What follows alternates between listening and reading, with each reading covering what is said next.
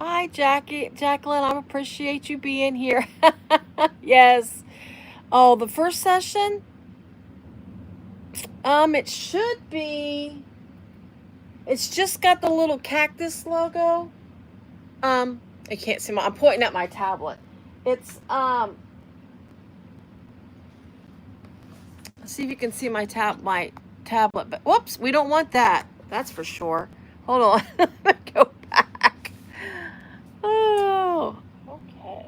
There we go. Anyways, it is. Let me get this pen put away. My tablet back up.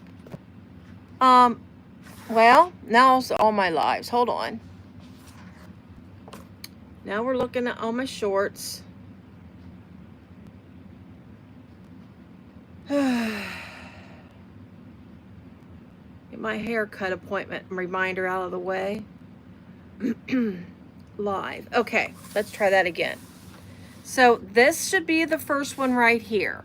I haven't changed the picture yet because the picture for tonight's, I just took that at lunchtime. So that's for the first part there. But once I get tonight, I will update the picture. I'll probably get the picture done tonight. Depends on how early we get started. Or get done, I should say. But I should update the picture with the completed one after tonight. So, all right, let me get this out. Let me put this back up here because this is where I'm looking at the pattern from. So I hope that helps. My pattern back here. All right, I'm just trying to do some prep work to finish this up because I'm going ahead and getting the lining done. Since it's a standard, let's be repetitive here, or stutter. Since it is a standard slip and zip pocket, and this is not a full tutorial, I just went ahead and got those done because I wanted to concentrate on the exterior and the final construction of the bag. That's what I wanted to do on this bag. Again, Saturday night was just a fun sew. I do want to mention, if anybody wants to see a full tutorial, wants me to do a full tutorial on this bag, I mean, just let me know, and I can do that. I know Brandy from Beanbags and Handicrafts has a full tutorial because that's the one that I watched. But if you want me to do one, I will be happy to. I don't have a problem doing a full tutorial. I'm trying to get, I've got another version of the candy bag recorded. I have not edited it yet. Ooh, say that 3 times fast. And I need to get that done, edited, I should say. So I'm going to, hello, Hazel. Going to try to get that worked on this week so I can get that out. I did the original tutorial on the candy bag on Petals Candy, was the one with the flap closure. I did that one, and I wanted to do one where it was the front pocket closure because it was, it's constructed just slightly different. And it's just the exterior, actually. I didn't do anything with the lining since that's in the original. So I'm just finishing up my zipper pocket real quick. So that way we can have it ready in the lining. We still got to do zipper panel, which is fine. We should have time for that. Once I do this, I'm going to go over what we got done so far. And it's a drop-in lining, so I closed up my pocket. All right, let me clip these little hangovers of my zipper. And I'll reiterate my fabric choices. I do have them in my description, but I will go ahead and reiterate it because I told you wrong Saturday night. It was late Saturday for me. What I used for my exterior, the color, I should say. I got the right thing. I got the faux real part. I just said the wrong color. Okay, so there's my zip pocket. So let me get my pieces out. And real quick, on her lining, she does show you placement on the, I gotta hide because she also gives the measurements, but she gives you placement of where to put that. So if you don't want, if you just want to use that as a guide, or she just gives you like a little number at the top, you can always use that for her lining placement. She just doesn't, she doesn't list it like, say in the pattern, drop, you know, put your pockets, whatever, or such links. It, she just gives it to you in the pattern piece. All right, let me get this pattern piece put back. Get that out of the way. Just rambling right now. Oh my gosh, to me, I have a great crowd, 15 people. That's awesome. Okay, so let's get started. So this is what we're working on. It's the Isabella by Petal Sewing Patterns. This is a 2024 pattern. I've been wanting to make the bag. I've had it cut out for several weeks now. So I thought Saturday night, I just thought it would be something fun to do. Just sew with me. Again, this is not a full tutorial. I'm going over just the major highlight points of the construction of the bag. If anybody is interested, leave me a comment and let me know. I could do a full tutorial on this bag if you want. So this is what we did Saturday night. We completed the front and back panel of this bag. The unique features of this bag is the little wings on the side. Now this, obviously this is all one color, but the little wings is one of the unique features, as well as the top here is like a little accent piece. You can put your label there. Now I don't have like the real pretty gold labels or the real pretty metal labels. I just have cork, so I just use the laser printed cork. I think that looks really nice on this bag because it's not, I have one that's a color. My cactus is colored, but I thought this would be nice, a plain, nice plain tag on this nice bag. So yeah, we completed these two. I did finish installing the anchors. I installed 2 of the anchors on Saturday night, but I finished doing these rest of the anchors off camera.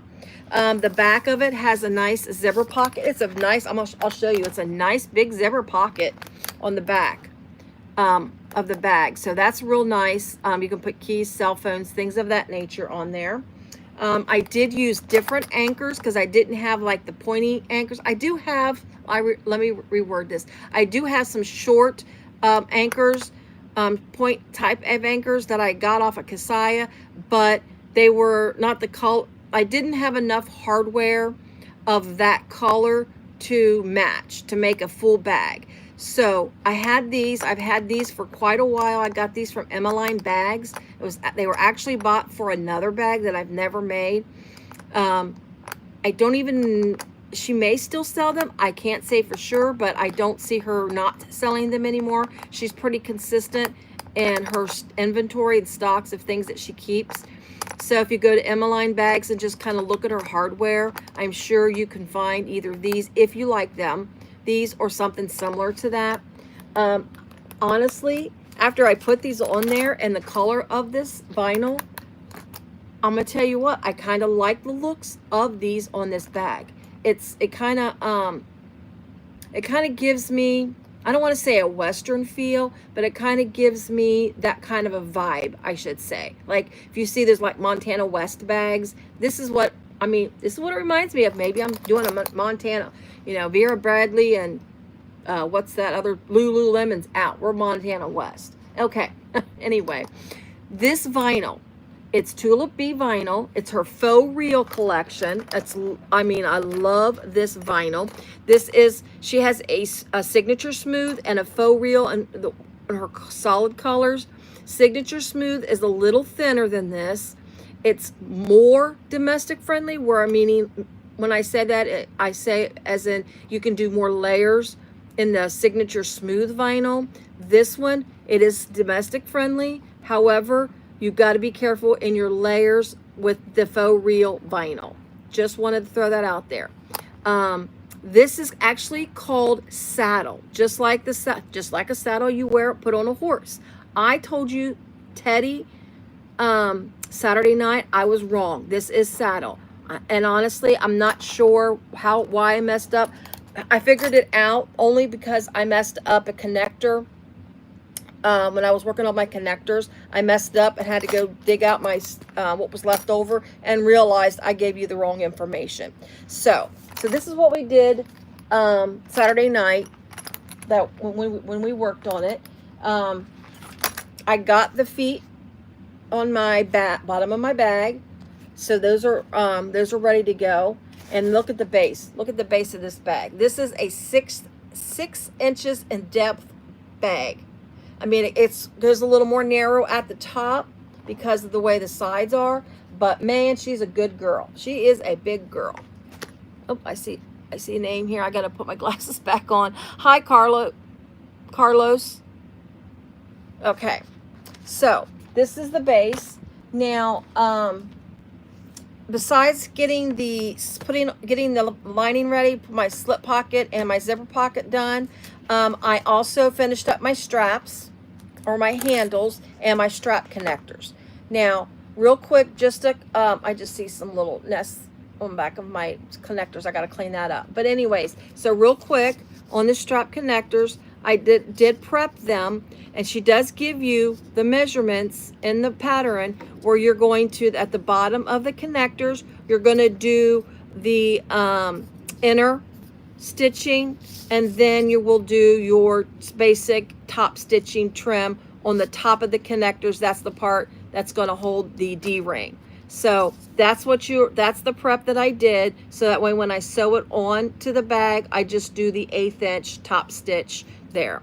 So I just wanted to get that prep done, but I did want to mention I did this is the connector prep part that I did for the side connectors.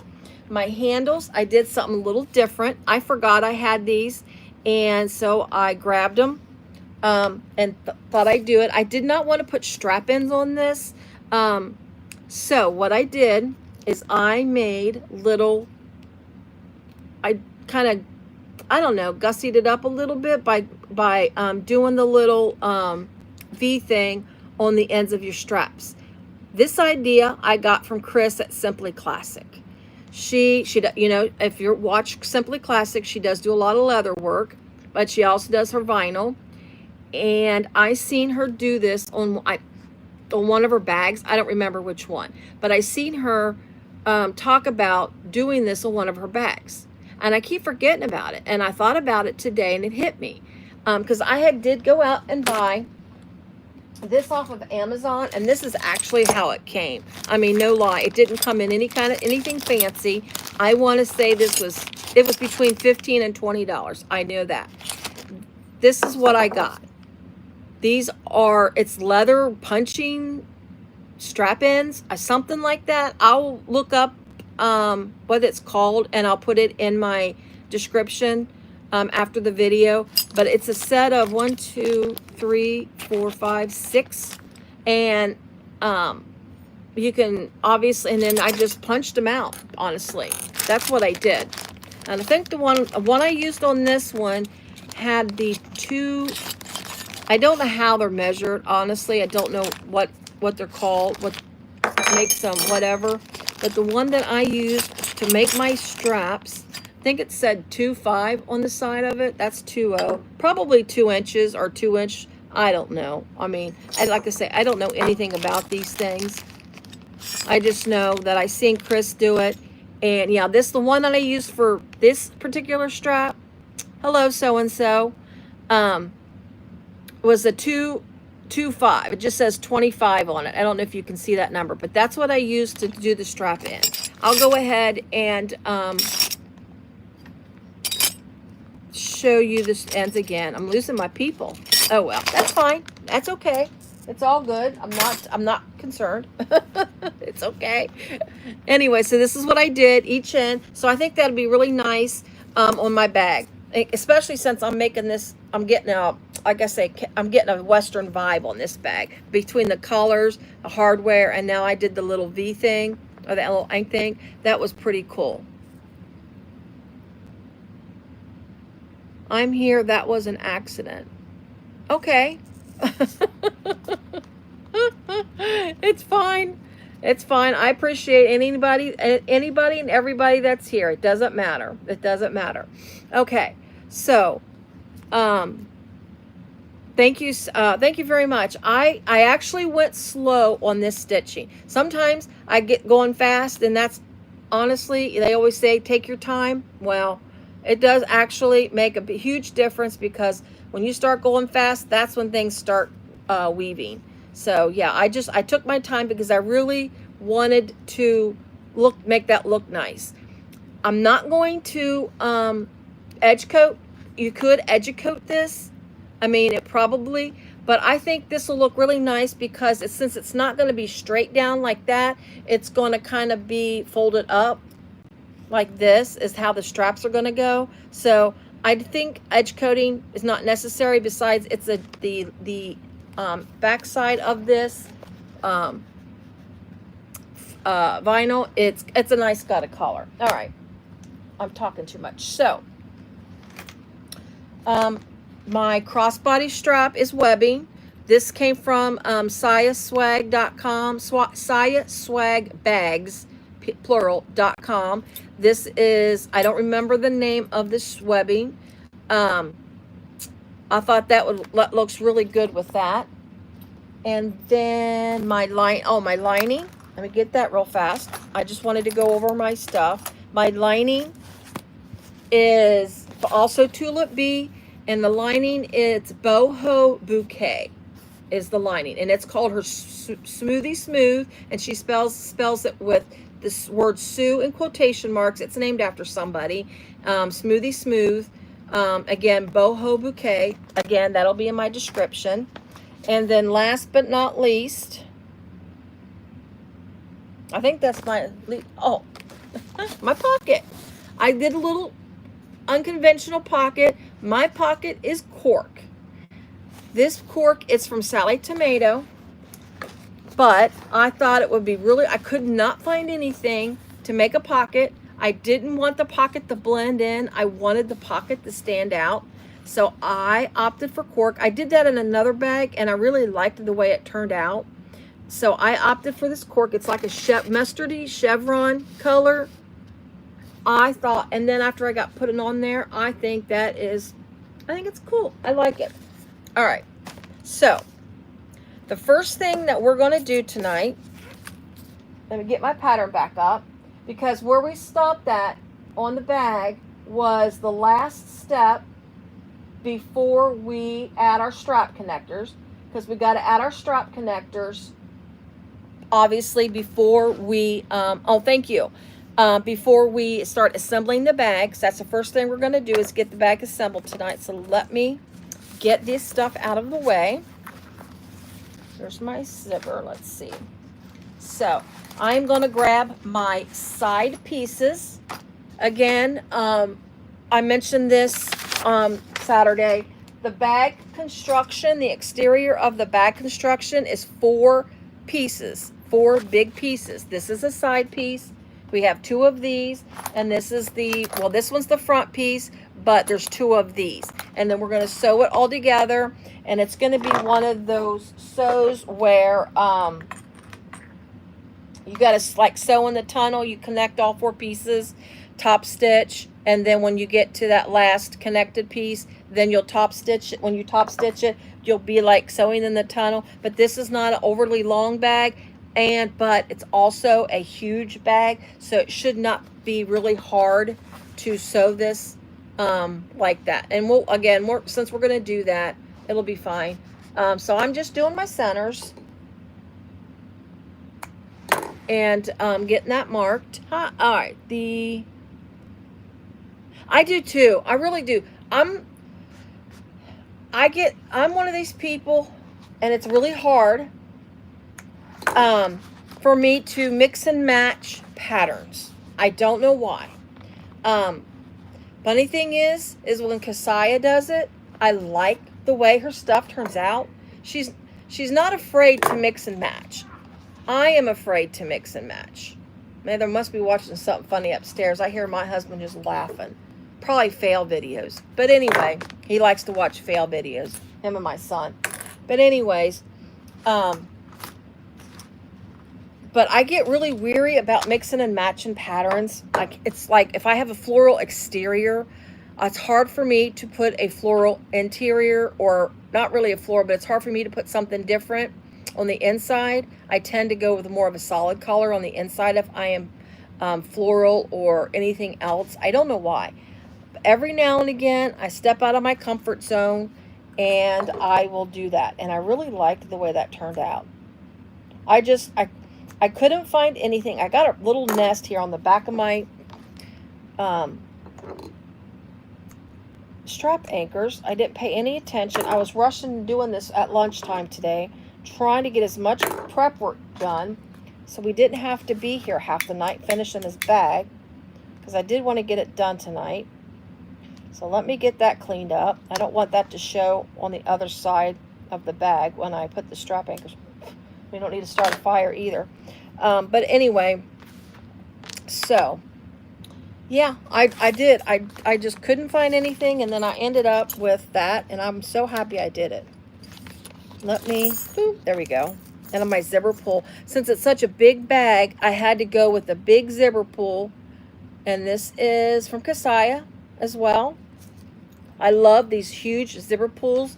She's got them in the flowers, the hearts, and then the big circles, which those circles, I love those big circles. They remind me of the big hoop rings that I used to wear when in the 70s and 80s when we had big hoop earrings. I used to wear them. I don't wear earrings anymore. My ears sealed up. When I was in my 20s or 30s, I don't know. I think it was my 30s as I finally stopped wearing earrings because it was getting harder and harder to wear earrings for me. My ears are weird. Okay, so I marked my centers on my side pieces. Again, we're on the side panels, and that's where you've got the scoop at. So I've got my prepped stitching done on my side panel, so make sure you don't skip that step. Make sure you pay attention to where you do your seam in here, because what I accidentally did, I ruined a piece. Did the wrong measurement for my, and I just went straight down. I didn't pay a bit of attention. I was rushing, trying to get this done this afternoon, and didn't pay attention, so I had to cut out a new piece and make it right. So anyways, so I'm going to slip my D-ring on and put some double-sided tape. You are going to fold let me read real fast. Okay, so you're going to fold it to where the top stitching stops right here. That's where you're going to fold the back of your fold over is going to stop at, I guess I should say. Let me get a little bit of double-sided tape to hold that down so we're going to do that. Oops. So let's get that on. Just using simple D-rings, nothing fancy on the D-rings. And then I'm just going to put some double-sided tape down the center. Not too far up because you're going to stitch up here. You're basically, when you stitch it on the bag, I lied. I lied to you guys. I lied. Sorry about that. Let me get this off. I just looked at the picture again. When you fold this down, you want to take it down just past this point right here, because this is where you're going to take and cross over and go back down when you attach this.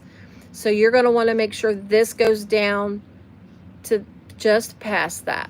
And I think it is, let's see. Yeah, she does give you a little bit of a measurement of how far down to go, because you're wanting to catch that, obviously, when you cross over so it catches it. So I'm going to put this back down. There we go. So there you go. So this is a Juki 1541S. This is what I sew with now. I got this at the first, actually, I got it at the very end. It came the week after. Yeah, but I've sewn the majority of my bags on my domestic that I still have. And that is an Elna Experience 550, I think. I have sewn a lot of bags on that Elna machine. She's good. She could go through some layers, but I wanted to use thicker vinyls and go more layers. So when I decided to go industrial, I wanted to go industrial that was going to work with my layers. Because when I bought my Elna, I was under the impression it was sort of close to what some people may call semi-industrial. But after buying that and realizing that that's not what I had, I worked with it as long as I could until I got fed up, and I pulled the lever, hit the button. And I bought this from Juki Junkies, in case you want to know. They're based out of Florida. Great service. That's kind of why I went with them, because I've heard of their service that they had. I know there's a few other places that people have gone to, so don't make sure you do your research if you are looking. There's other places that a lot of people buy from. That's just where I decided to go with. I knew I could get one quickly. I'm one of these people, when I make that decision to finally do something big, I got to do it now. I don't know what you would call it. Impatience? I don't know. It's just, or I will change my mind, because I really, really struggled with, should I buy one or not? So anyway, I don't regret buying it. It's a lot of money, so you've got to really be committed to buy something like this. I'm committed. I just got to sell more bags. I need to sell more bags. It's fine. I've not done a whole lot of craft shows. I kind of cooled off this summer on craft shows because my daughter helps me, and she has been so overwhelmed at work that she's not been able to help. I just did not want to overwhelm her more with trying for craft shows, even though I tell her she doesn't have to help me at the shows, and that she can stay home and relax. She don't need to do all that she does for me, which she does a tremendous amount for me. I mean, honestly, I don't know what I'd done without her help on these getting started in the craft shows. So, but she still, like I say, she likes it. It's funny because while she is the most giving person, her personality is more like her dad's, meaning they're not big talkers, not like me. No. And my husband or my daughter are big talkers. And I'm just making sure these are straight is what I'm doing right now. And they are a little crooked, so I'm just kind of making sure I'm centered here. But anyway, she's not a big talker. And when we did this, when she came to the first craft show, I told her, it's like with me on my very first craft show, I said, now you've got to engage people. I don't engage people. Well, if you're going to help me, you got to engage people. You can't just let people walk up to the table and pretend like they're not there. You got to walk up to them, say, hi, can I help you? Blah, blah, blah. And it was hard for her, but she does it now. The last show, she would say hi to people, because she's like, well, I don't like people to bother me at stores. I don't want to bother people. I'm like, but you need to let them know, you get them engaged. You get them, let's see, yeah. You engage them, you know, you let them walk up to the table, and that way they're at your table and they have to look at your stuff, you know? And a little bit of me's coming out in her.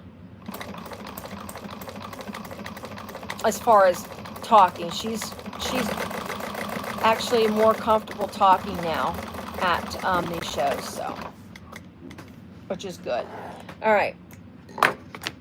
So there's that. Let me get a little closer. So there's that sewn on. Now I'm going to do some rivets. I'm going to put 2 rivets on. So you're going to put a rivet right there in that little empty space there. You're going to center a rivet there, and then she gives you a measurement, and you're going to put another rivet right above this stitching. That way it'll help keep this anchor on, and where it's not going to pull on this stitching, and then you have also that backup rivet. So I'm going to go ahead and make some marks to do my rivets. So give me a quick second.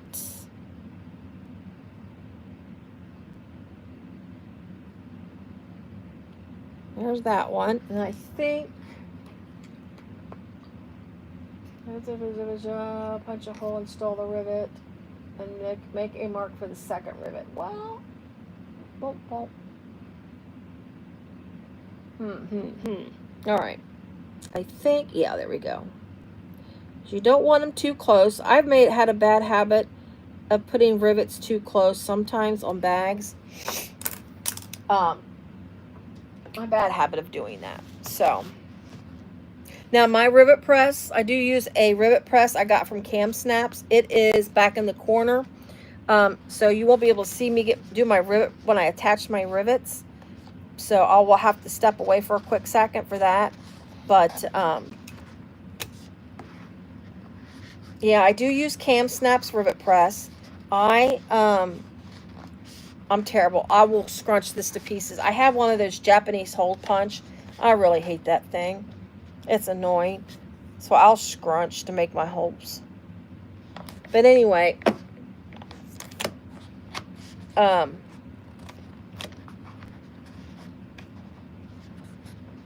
that was a wise investment for me too. I was making more and more bags, and every time I did a rivet, every time I did a rivet, I would make them crooked. They would get smashed. It would be like a hot mess. And then as I made more and more bags, I decided to go for it. And who was it? I had seen a few other bag makers do talk about Cam Snaps and rivet presses. And I did it, and I'm glad I did it. And my rivets look so much better on my bags after I did that. And if anybody's interested in something like that, Jess from Okla Roots, she actually has I'm pretty sure it's a full video on Cam Snaps and the rivet. And she's got there's like an Okla Roots not really a package, but she's like a basic package kind of thing. I think it actually is. I didn't do the full thing because it was a little much for me at the time when I got the original, when I bought the press. I bought a couple things on it since then, but it's really good. She really explains it, and she goes over what you need. But if you actually go through Cam Snaps, they have good customer service. And if you're an animal lover, just so you know, Cam Snaps, on every sale, they donate to, I think it's disabled dogs, something like that. So they're animal lovers. So that's some people, that makes a huge difference to some people. All right, I'm going to put my rivets in here real fast. I'll be right back. Talk amongst yourself. And then once we do that, we're sewing the exterior of the bag together. So I'll be right back. I'm trying to think. I don't know. Yeah, you can see my mess. My table's always a mess. So that's nothing new. Just got to get my rivets out.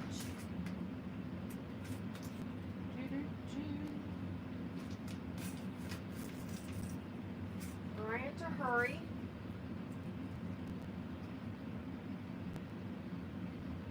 I'll tell you what, maybe I'll drag the rivet press over. Let's do that. I got my rivets, so we'll drag the rivet press over. Make sure I've got this just post. Hold on, I think that's just post.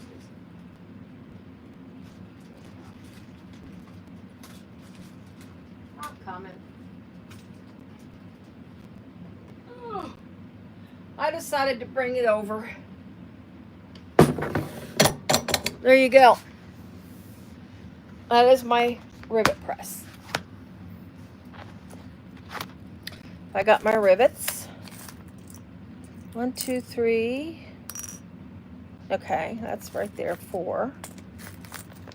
I was going to do that, but then I realized that I would take too long away from the table. And if somebody were to come on while I was over there, they would think that I am not here. And I would just be recording an empty space, right? Also, I thought I'd ask if there's anybody on here that has their own YouTube channel or trying to do their own like YouTube stuff. I'm gonna put a couple more pieces of Decoville behind here. I've got Decoville, and this is a good vinyl, but I think I will feel better if I have just a tad bit more of Decoville behind it. But anyways, oh, let's see.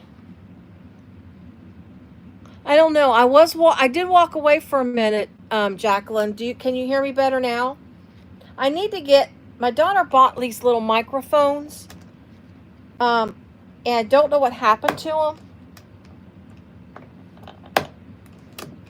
But can you hear me better now that I'm sitting at my desk?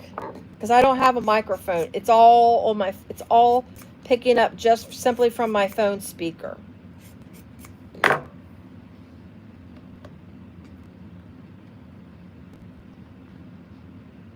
Let me know if you can still hear, if it's okay, like it's not like breaking up or anything.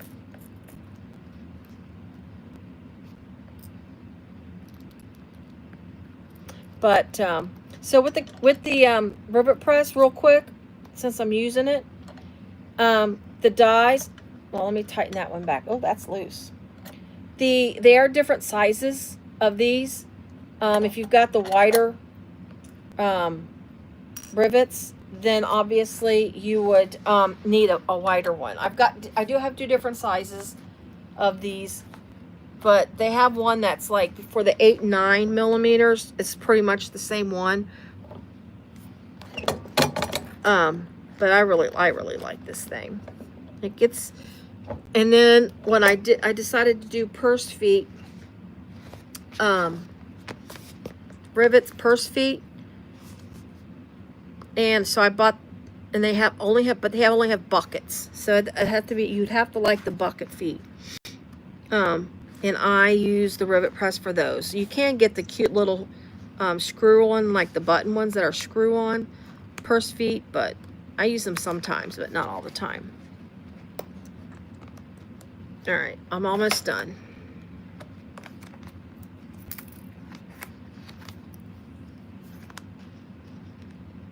I don't know, Jacqueline, can you still hear me? I hope you're still there.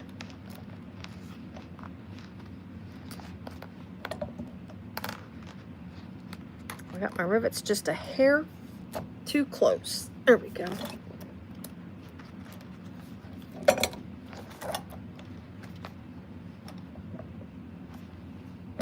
All right. Let's get the big green monster. Oh. There we go. Whew. She's heavy. All right. So there we go. There's my rivets on my side panels. So now we're going to start sewing the bag, the panels together, the front, the side, and the back panels. So I'm going to grab one side panel at either my front or my back panel. Oh, you're getting rain? Oh my. So Jacqueline, if you don't mind me asking, whereabouts in Michigan are you? I mean, like the up like Lake Superior area, or more south? Because I've been, well, we've been to Mackinac. Like, actually, my husband and I went there the year we turned 50, which was 10 years ago. It was the first time that I'd been up that far north in Michigan, or up that far north. No, I've been to like Erie years ago, but anyways, but up that high in Michigan was the year we turned 50. We went to Mackinac. That was pretty nice. That was really neat.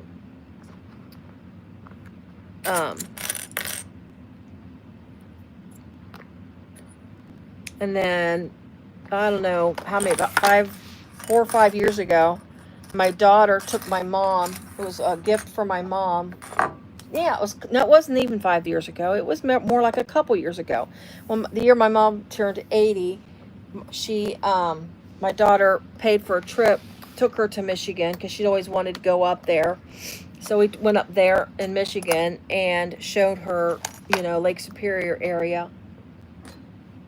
And then, was it last year? 2 years ago, me and my daughter went together, and we stayed, what was the name of that town that we stayed in? We were right on Lake Superior.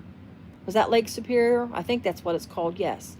The little town, it's like a town that it only exists in the summertime because they do a lot of, the place that we rented from has a kayak business, boating, kayak, all that kind of stuff, right across the street from the house we rented. She did a B&B, and I went with her. It was just me, her, and her dog. I even got a t-shirt with that town on it. But anyways, it was beautiful. We drove, we did the boat ride. Well, we did the boat ride with Mom, but we drove. Let me check my seam allowance real quick. Okay, sorry. I get talking and I wanted to make sure I get my seam allowance. But we went, me and my daughter, when it's just us two, went along the west side of Lake Superior. We drove up. That's gorgeous. Absolutely gorgeous. My daughter felt, we were up at Copper something, where there was a mine there. We didn't go to the mine or anything, but we were up in that area. We drove all the way up. There was some place that had a fort or something. I can't believe I've forgotten these names. But anyway, she loves it so much up there. She's going camping. I mean, she's a grown woman, so it's not like she's a kid or anything. Or I shouldn't say even a young girl. She'd kill me if she heard me say that. But anyways, she's heading up there in a month. Trying to head up there in a month. My hardware is getting in my way of my seam. I knew that was going to happen because I tried to make it to where it wasn't going to be in the way, and I didn't do a good job. So give me a second here. Chesterfield, going towards Port Huron. I'm thinking.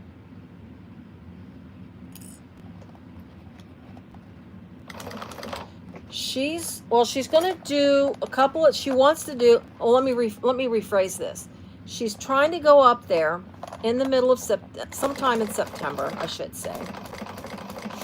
And take her new dog, because the dog she had a couple years passed away this summer. So she's got a new puppy.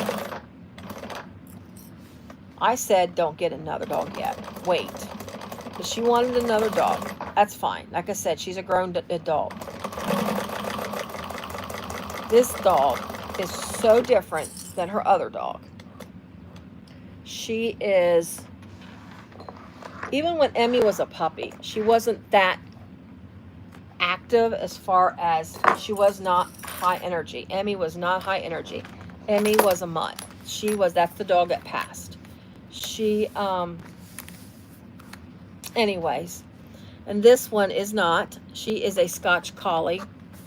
And this dog, my God, has the energy of a 2-year-old.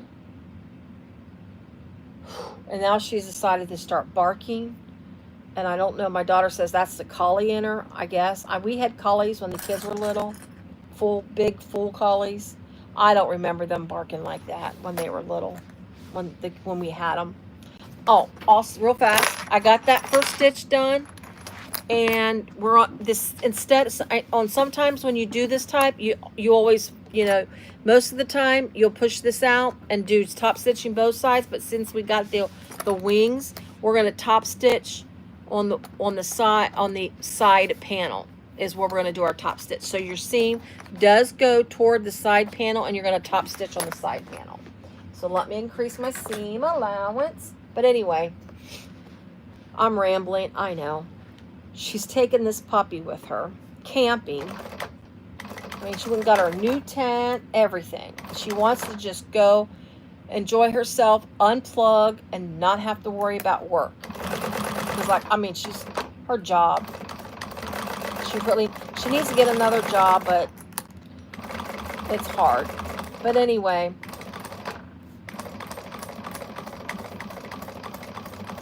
I don't know. She's getting frustrated because she's having a hard time taking the time to fully train her. She's going to training classes and stuff on the weekends, but she gets very frustrated because she's so stressed. And again, like I said, she still misses her dog. Emmy was 14 years old when she passed away. And, she had cancer. So, finally had to make that horrible decision. It was actually the day after my birthday. That was awful. Woke up that morning. Well, we woke up and we were getting messages from her. And she took her out for her morning. She was sick all night. Took her out in the morning. And she wouldn't move. And she went through phases like that because she wouldn't take her pain medicine. And then it was like we do everything in our power to trick her into taking it. And it was a vicious cycle. And it was like, it's time. You just, as much as you want to hold on to her. But anyway. So, I'm just going really slow over my hardware because it sticks out a little bit. So it's just taking it slow to get around this hardware.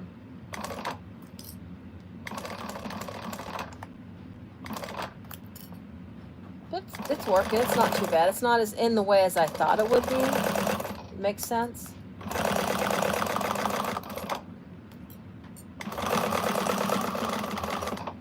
So that's what we're doing. We are getting these all sewn up. Let's see. Port Huron. It just sounds familiar to me, Jackie. I want to say Jacqueline. I keep wanting to say, I hope I am not messing your name up.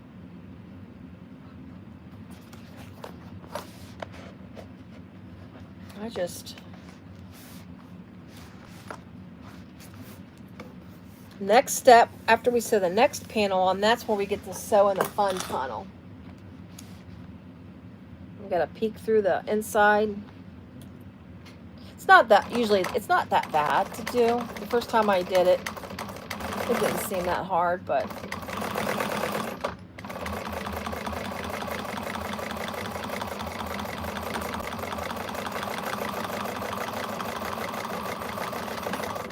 such a big bag, but it's so pretty. I like this. I like Petal, her patterns. This one and the Ray bag. she's got really fun accents on the exteriors. I made the Ray bag, but I never finished it 100% because that was the bag I was working on when I decided for sure to get a new machine. I just could not. I started skipping stitches on the front of it, where you did a like accent stitching on the front of the bag, and I was skipping stitches, and I was getting so upset and so frustrated. That was what this finally made me decide to get this machine. So then when I got this machine, I gotta cover my prongs. Oh, I didn't cover my prongs. When I got this machine, I didn't adjust the pressure on this foot, so it tore just the slightest bit, but it tore the vinyl just the slightest. And it's it was a very soft vinyl. So this tape I have, you guys, that I'm using to cover up my stitches. This is funny. Let me get this out of the seam allowance. Check this tape out. It is so funny. This is like a little roll of, it's like duct tape is what it is. It's great. I mean, it sticks well. But I bought this at, some would call them thrift stores, resale stores. I call them junk stores, and it's no offense to anybody or any type of store, but that's because I just love stores like this. I absolutely love this stuff. But did I pay 50 cents for this roll? I don't even know if I paid 50 cents for this thing. When I seen it at the store, that little store, I'm like, I'm going to get that for my, cover my hardware, my prongs and stuff. I mean, and it sticks real well. Sticks well. I love it. Like I said, I think it sticks because it's old. You know how tape gets old and gluey. But, I don't need to cover my rivets, but I still like to anyways. But you get a little bit of leopard print in your bag. Oh, I mean, you can't beat it. I mean, it's actually duct brand tape. And the little thrift store that I go to is it's actually a outreach ministry of one of the churches. It's kind of in the country, sort of, and one of the churches has outreach where they have the thrift store, and the money's there that thrift store that they make goes towards they have a Christian school, and the money goes towards their school for scholarships. So I don't mind shopping there at all and giving them my money. And I actually, when I have stuff to get rid of, that's the place that it's actually out by my mom's. So it's like an hour away from me. And I go there when I'm at my mom's. And when I go to my mom's and I have stuff, I will take it there. So that way they can make money off of my stuff.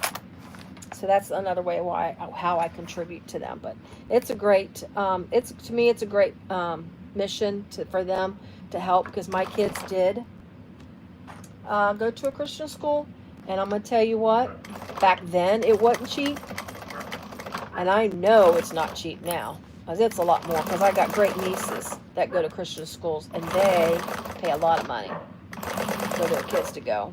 So it is not a cheap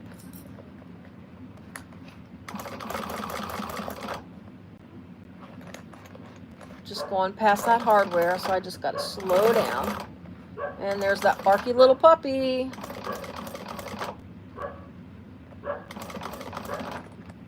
She loves the sound of her voice, but we don't.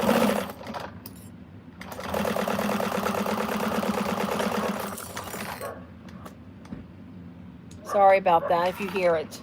I mean, I'm thinking you hear it because I think she's literally right above me. I just hope my husband doesn't yell while I'm trying to do this. All right, so let's top stitch this one. So we've got them all three sewn together, all four pieces sewn. So I got one nice big long piece. I got to top stitch it, but I'm gonna have to go this, so it kind of top stitch it kind of opposite, like use this side of my foot as my guide to my 1/8 of an inch. Oh, I think we can do it. Nope, there we go. We got it. So let me get this top stitch real quick. And then we're going to sew the final. I hit my camera. Whoops. All right, let me, here, just a second. I'll look at that comment here. I see there's a new comment, so give me just a second. In case anybody's here and that's new here, I do not have moderators. I am a small potato, small fry, and my daughter's not home right now, and I don't, like I said, she's so stressed out from work. I don't like to try to ask her not for too much. Lydia, oh, hi, Lindiana. I recognize your name. I know it is what puppies do. She's got to learn, and that's what I'm trying to explain to my daughter. She has to learn. You knew you got a puppy. You know you're gonna have to train it. I just, like I said, it wouldn't be bad with her if she should have waited. I'm not, again, this is my mother voice, mothering, advice, motherly advice to my daughter. I told her not to get one so soon. That is a problem, because we've had a conversation about that. She's trying so hard, and she still misses her puppy. So, Emmy wasn't a puppy. Like I said, she was 14 years old. Actually, her birthday, Emmy would have to be 14. She almost made it to 14. Emmy would be 14 this week. So, this is also the week of what would have been Emmy's birthday. But anyway, yeah. She's going to have to deal with it. Her barking does bother me, yes, but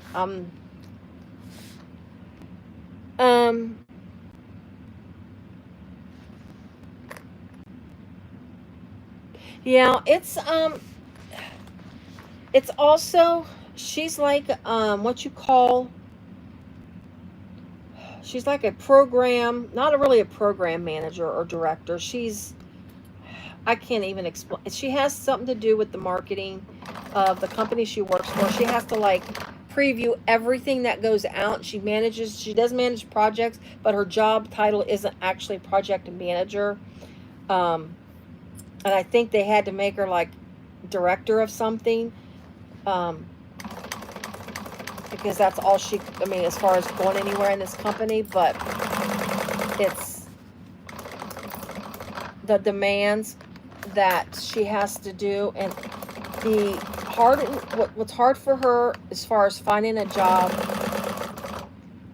She has a journalism degree. That is what her degree is in. But she's an awesome organizer. She's an awesome planner, and anything that has that to do with the job. And she's a great writer. Of course, she'll say she's not, but she's a good writer. So she oversees websites and stuff. So it's the climate for her, and it's a transportation company, like an international transportation company. So she deals with, hundreds of different locations that want things, and it's like, well, here's my artwork, I need this ordered, and then they try to use the artwork that's not approved by the company, and then she has to tell them, no, you can't do it. And then our boss is like, okay, we got this project going, we need to get this up and running, so this artwork needs to be approved and ready to go for a website that we're trying to launch in 2 weeks, so you need to hurry up and get all this done in 2 weeks. That's what she deals with. All right, guys, whoops, I hit my table. Sorry, I think I shook my thing. I'm sorry, Lindy, did I ask? Oh, I did answer your question. Oh, that's why I started to say, I recognize your name from Kasaya's, Kasaya's lives. Woo, I was trying to say that. I don't know what I was trying to say. So I appreciate you being here. I really do. We're doing now. So this is sewing, like, and some people refer to sewing in the tunnel. And this, like I say, this is such a wide opening. I mean, this is not hard at all to do, honestly. I mean, some of them I've done before when I've sewn it like this. It's been so narrow that I had a hard time doing it. Oh my gosh, there's one bag that I made. I love the bag, and I purposely made it a stiff bag. I want it to be a nice stiff bag. Don't do that. It was not a big opening like this, and the bag was really, really stiff. So I had the hardest time sewing it. Not gonna lie, it was awful. It was not fun, and not fun, not funny, and awful. There we go. I think we're at the end. There we go. Now we got to get it out of the machine. Oh, we get to see what it looks like. Exciting, exciting. Let me get here. Okay, here we go. There we go.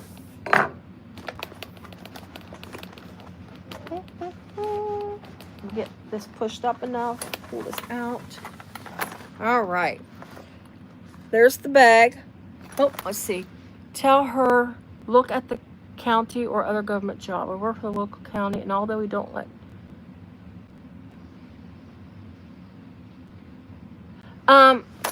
Yeah, she, I'm not sure what she's, looked at now. I think one of the jobs that she wasn't... She talked to somebody once about a job. The problem is they couldn't offer her the money that she needed to sustain herself, I guess you could say, because she's still got a student loan that she's working on, trying to pay off her student loan. And so that really hinders her, because she needs the money to at least pay off her student loan and live, honestly. So yeah, and then she's willing, honestly, she's willing to take some of a pay cut to get out of this job, honestly. Here comes the puppy. They come through here. My husband might be coming through here to take her out, because I'm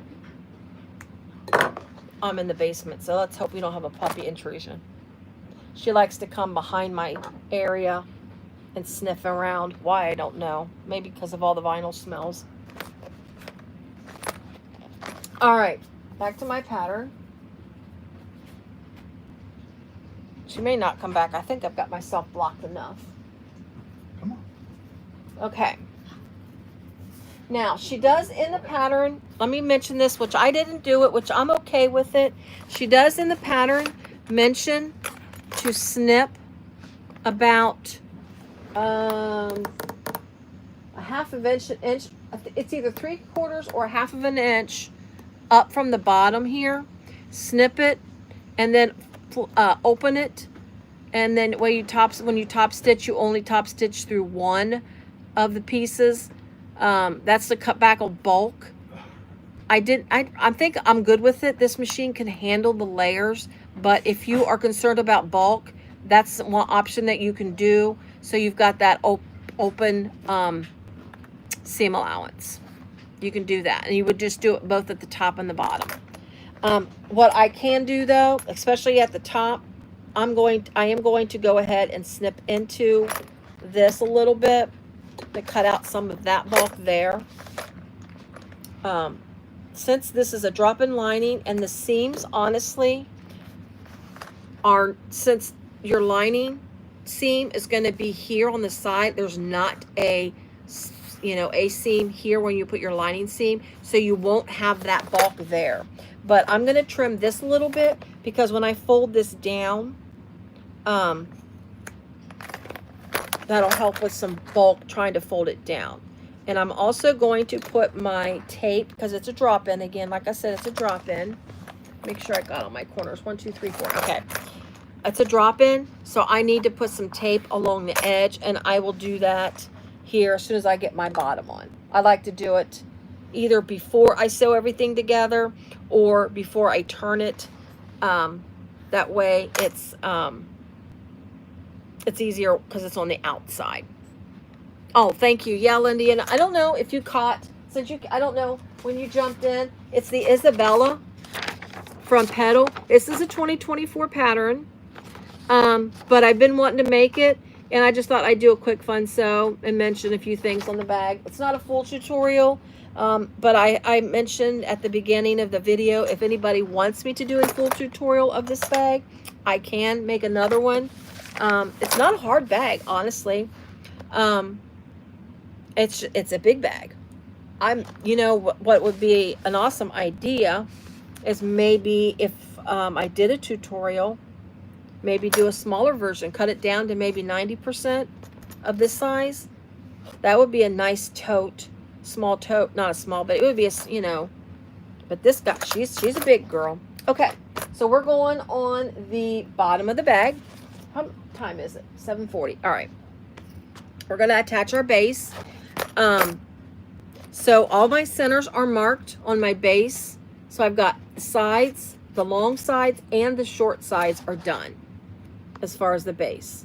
So we're going to take this and we're going to match the base up to the centers. Like, you should already have your centers at the bottom of all your pieces, all 4 pieces that we just sewn on. You're going to mark your centers, and you're just going to take your base and you're going to match it up to all of those centers. Now, let me grab some clips, and while I'm grabbing clips, oh my gosh, I just lost my train of thought. That is very sad. I'm just dumping out all my clips because I'm going to clip as much as I can.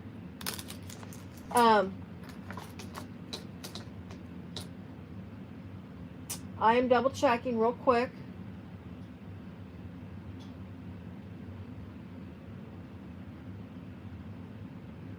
Yes. Okay. So, oh, I know what it's going to say. Clip the centers first. So, like, I'm going to put a couple clips here on this center. I'm going to go across the bag, clip it to the cross of my bag here, match my centers, throw a couple of clips in. One clip, sometimes it usually just comes off just one clip. So I'm going to put a couple clips here. I'm going to turn my clips around. Let me see. I'm going to sew with my bag standing up. So I'm really funny about my clips, making sure my clips. And then I'm going to go to my sides, match my centers, and clip. Now, don't forget you've got that little extra layerage right there where your strap connector is. So be careful with that. And then I'm going to go to the other side and match that up. Now, I'm not a big stapler person because it's hard for me to squeeze a stapler. I did get, I'm going to go grab it real fast. Oh my gosh, look at that bag. Woo, she's a big one. I bet you could probably put a laptop in that thing.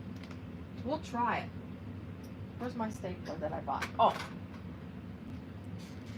I did get this staple. This is a wall wax stapler. This is the smaller of the two. I know, it's one of them things that getting old. I think I'm going to try this. It seems to be a little easier for me to handle, hopefully, to squeeze. I'm going to try it out. It's like I say, it's the smaller, cheaper one of the two that they have. So I'm going to try that because you got this rounded corner. Whoops, let's put it in camera frame. We got this little bit of a rounded corner. I know it's going to slip when I try to sew it. We do need to snip into our gusset or side piece here. Not really a gusset, the side piece. Just a tad bit for it, but not much. Just when you do it, just make sure you don't go out of your seam allowance. You don't want to do that. I'm just putting a couple snips in and see how well that lays. If I have to put more in, I will, but I'm going to clip up to it and then we'll see how we'll get the stapler. But yeah, I'm not a big stapler, but I hate removing them. I'm like Kasai, I hate removing staples.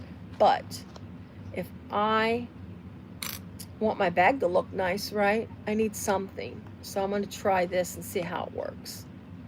So let's see if I can squeeze this stapler. I practiced squeezing it when I got the staples, so yeah, it's pretty easy. It does make it, I mean, I'm not going to lie, it is a little easier than using, oh yeah. Guys, I might be a stapler person now. I think I converted. Just make sure when you do the staples, obviously make sure it's out of, I should say it's inside the seam allowance. There we go. Look at that. Yeah, I'm the same way, Lindiana. But this really is easy. And like I say, it's the small one. It handles the 1/4 inch staples, because my regular stapler that I was using, which is this one. I've had this. I've had this stapler for a very long time. It's really hard for me to squeeze on the bags. Really hard. I've had that. Oh, I don't even know how long I've had that stapler. But anyway. But I like that. I really do. All right. So let's get this other side. Again, I'm just going to put in a couple snips. And I only put 4 snips in there. So that made it really easy. It's just a slight little curve. There we go. And then we're going to clip up to it. See, I'm just clipping up to that curve, and then I'm going to staple it the rest of the way. And this lining, or this base, fits really nice in the bag.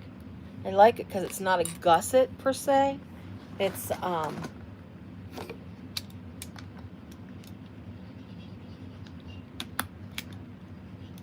and this is such wonderful vinyl, guys. It is just absolutely the greatest vinyl. Tulip Bee. Oof. I would love to know how these vendors find these companies where they buy this stuff from.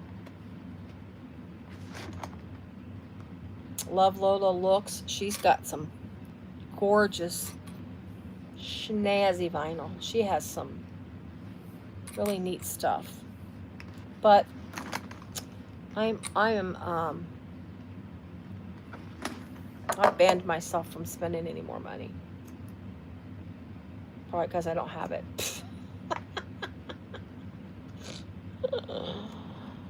I spent too much money at Tulip Bee the last time I ordered, so I kind of need to hold. I'm in a holding pattern.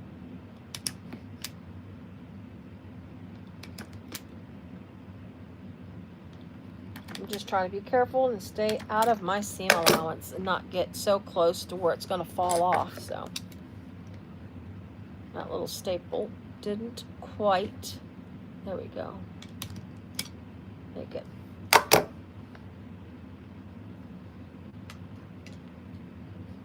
That staple didn't, it missed my base a little bit, so let's get it off. We're almost clipped. We are almost clipped up, and we can start sewing this together. And like I said, the lining's already done. We do need to do the zipper placket still. This staple doesn't want to come out. There we go. We do still need to do the zipper placket. It's quick. I didn't get a chance to get it done. She does do her zipper plackets just a little different. I kind of like it. It's kind of sort of almost like the way Erica from Lavender and Twine does hers, sort of kind of, except using one full piece like Erica does. Ivana does, you sew your pieces together to make a long piece, and then wrap it around your zipper. So I kind of oh, don't fall in there.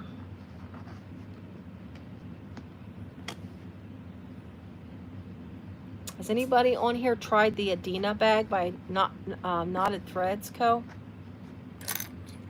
I know Kasaya did a did one and then did a cutting video with it. I don't know if I don't think it was just did a cutting video, and I got to see the tail end of that.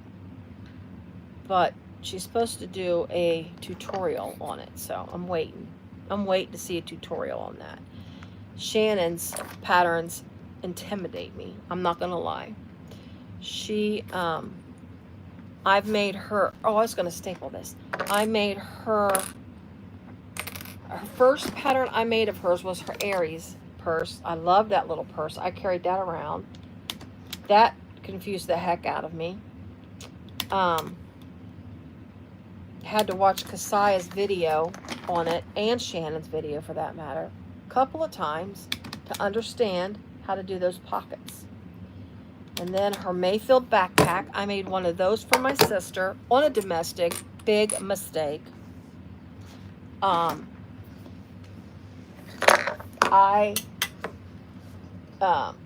machine could not handle the back of that bag. It just wouldn't. That back of my sister, that backpack that I made for my sister, the Mayfield backpack. It's the cutest little thing, but the back strap is glued, riveted on, and if it tore up, she wouldn't tell me. I know she wouldn't tell me if it tore up, but I often want to ask her if it's still in one piece. And then grommets messing with grommets on that bag. I decided I hate grommets. I've stayed away from grommet purses since then. And I think that was, I don't know if I've made any other Shannon's patterns or not since then. New one from Shambhala. I seen that one. I did see that one. I'm not sure if I'm gonna get that one or not. I'm not a big fan of the rectangle type bags like that. It's not my favorite style of bag, but I don't know. I might or might not. I love Shambhala's bags. I do love her bags. I'm a Zodiac. I buy into the Zodiac packs. I like doing, and can do tutorials on her bags too. She's given me permission to do tutorials. I did the Rachel. I did a live on the Rachel. I did the poverty bag, her secret sew. Well, that makes sense too. That makes a lot of sense, Lindy. And yeah, because I could say I don't know of anybody that personally that would carry a bag. But you know what? It probably is good for shows. I mean, honestly, obviously, I don't need everything to be for someone that I know, but. And if I sit down, think about it, I do see a lot of men carry bags at the shows, so that might be something I look at seriously for shows. My shows this fall, because I have got myself scheduled out. Probably too many shows this fall. All right, so I am sewing, of course, sewing the base on, just making sure I do the seam allowance. And I'm gonna tell you what, doing these staples is making this little curve quite easy. Let me push down my bag a little bit to keep it with them, so I don't have any, try not to have any love puckers in here. Ugh. That's how I watch a lot of Kasaya and Susan.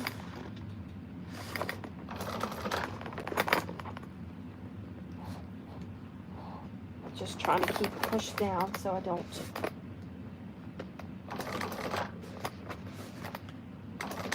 There we go. Not as really not as difficult as I'm making it look, honestly.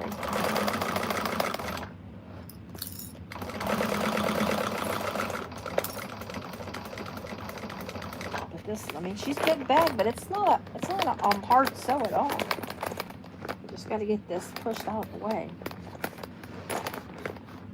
Oh, shoot. All right. Lead foot. I got to back up a little bit. I almost sewed right off my my curve. Yes, so do I. They are hilarious. I am huge fans. I met them last year at the Ohio meetup.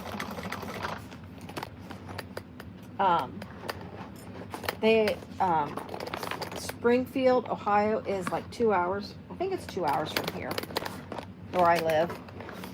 And when they came last year, it was like a week before my birthday last year, and I decided, you know what? That was my treat to myself. Drive up and go meet them. Didn't, I just watched them on videos. Didn't really watch them a whole lot at that time. I mean, I watched Kasaya on and off and stuff. But at that time when I met them, and then I met them, huge fan ever since. They are like the nicest people.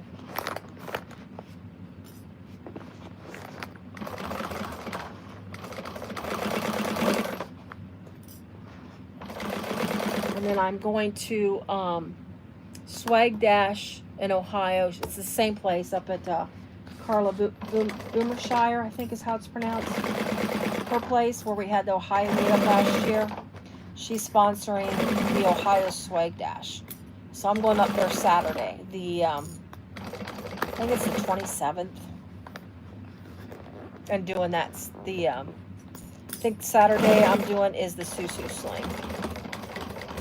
So I'm looking forward to that. That's something fun.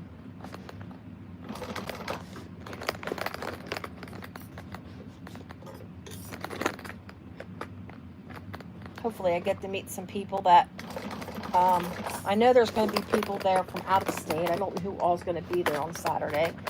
But I'm hoping I get to meet up some people that I see, a lot on the, once Kasaya does her lives and stuff. We are almost done sewing the base on. I'm just talking, trying to keep things going while I'm sewing. Since you can't see me sew right now, all you see is the bag. I am going to do a second row, especially since this is a big bag. I'm using a lighter, actually using a little bit of a lighter thread.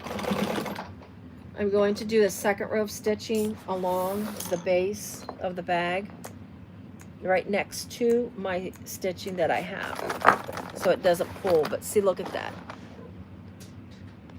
Oh, California. Now they go to, they're going to, I'm not sure where in California you're at, but they're going to, I think it's Wonderground has a class. I don't know when it is. But it's out, they're out, Wonderground is outside of Sacramento. Somewhere outside of Sacramento. So check into that, Lindiana. I'm not sure, like I say, I'm not sure when it is, but I know that, I know they have said they're going to be there at that thing with Wonderground Fabrics. So if you go to Wonderground's website, see if it's out there yet. Or you can always message. Okay. Yeah, check them out. Like I say, when you meet them, it's like, for the first time, it's like you've known them for years. I'm not going to lie. I know it sounds silly of me to say something like that, but, and then when I went up to meet them, I knew it was a couple hours drive, and went up to meet them, and not knowing who these people were. They were just YouTubers. My husband was a little concerned, but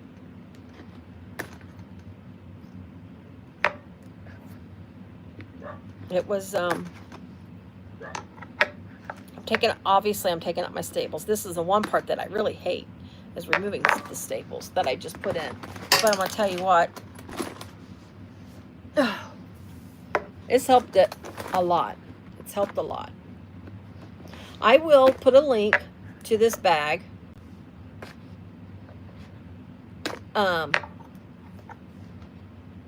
Again, it's a 2024 pattern. I'm going to put a link there. I've done Ivana's most recent one. I've got a tutorial out there for her new bag pattern. It's a really cute small bag. I've done a tutorial, and I did a live with hers last week. She it's a really quick sew. It's a small, cute little small bag. You can make it, dress it up, make it nice evening bag, or you can.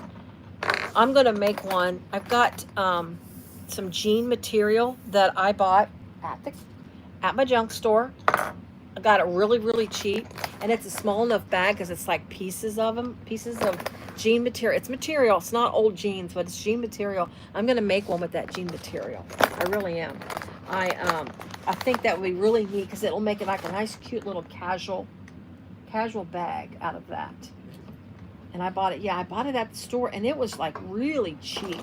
I think the total of all that I have, I might have paid a total of $5 for all of it. It was a really good deal. I found me a quilt rack. They had a sale a couple weeks ago, and I was at my mom's. I went there, and they had they occasionally run like little sales, like just try to get rid of some stuff. And they had like a sale, 25% off everything. And I found a quilt rack. Now, I started out making quilts. I've got a ton of unfinished quilts, meaning they're pieced and they're ready for quilting, but I don't quilt quilts. And oh, I missed the staple. And I don't and it's so expensive to get a quilt quilted now. Send them out to a quilter. It's like really crazy expensive now. So I take them out I've been doing one a year. I haven't done any this year yet, but anyway, I do still hang my pieced quilts, my unfinished pieced quilts. I do hang those on quilt racks. So it was really cheap. They had it for $15. It was 25% off of that. And it's really cute quilt rack. I've got one. My husband actually made my mother-in-law years ago that I have. Because when my mother-in-law passed away, they gave it back. My husband's sisters gave it to us since he made it for his mom. And we use it. I keep a finished quilt on that one. It's really pretty quilt rack.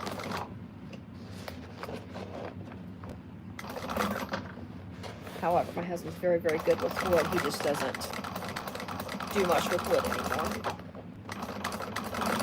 Alright, I'm almost done with my second layer.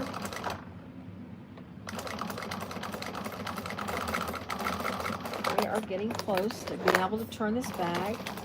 Once we turn it, all we have to do is the zipper panel.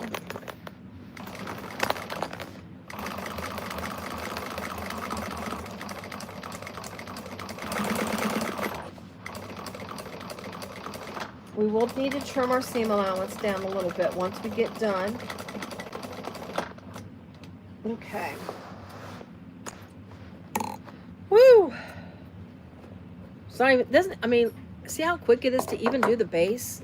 I mean, honestly, I've been sewing for about a little over a year. Started with quilts, and now I'm home. Exactly, Lindiana. Same way. I did quilts for about 10 years. I started sewing bags. I have sewn bags on and off for quite a while. And I used to try to design my own bags, is what I did, is how I started. And my patterns, I didn't know enough about pattern making or really constructing a bag. I just went by things that I kind of sort of knew. I did a couple by Annie bags, things of that nature. And I just couldn't come up with my designs or anything. I've got prototypes. Funny thing is, some of my prototypes are actual bags now. It's just bags that I thought of, someone else has thought of as well, and they have patterns out. But anyways, yeah, there was Sally Tomato's zippy bag. That was one of the bags, something I was trying to come up with, because I hated pockets when you had multiple pockets. I hated where pockets all land in the same spot. So I wanted to create a bag where the pockets were layered. I couldn't come, this has been before I started seriously sewing bags. So, but I like classic old bags. I'd like to design a bag that is reminiscent of the 50s. I really do. I want to make one that's like well, I used to see my grandma. She used to get into her pocketbook. That's what she called her, pocketbook. All right. Base is on. Base seam allowance is trimmed. It's all ready. Let's look at it. Oh no, sorry, I lied. We're not going to look at it yet. Let's get our tape on. She has you put the tape on after you turn it right side out. I'm going to do it now. I mean, you do run a little risk of it kind of peeling up a little bit, but I got to clean that little edge up. That's fine. That'll work.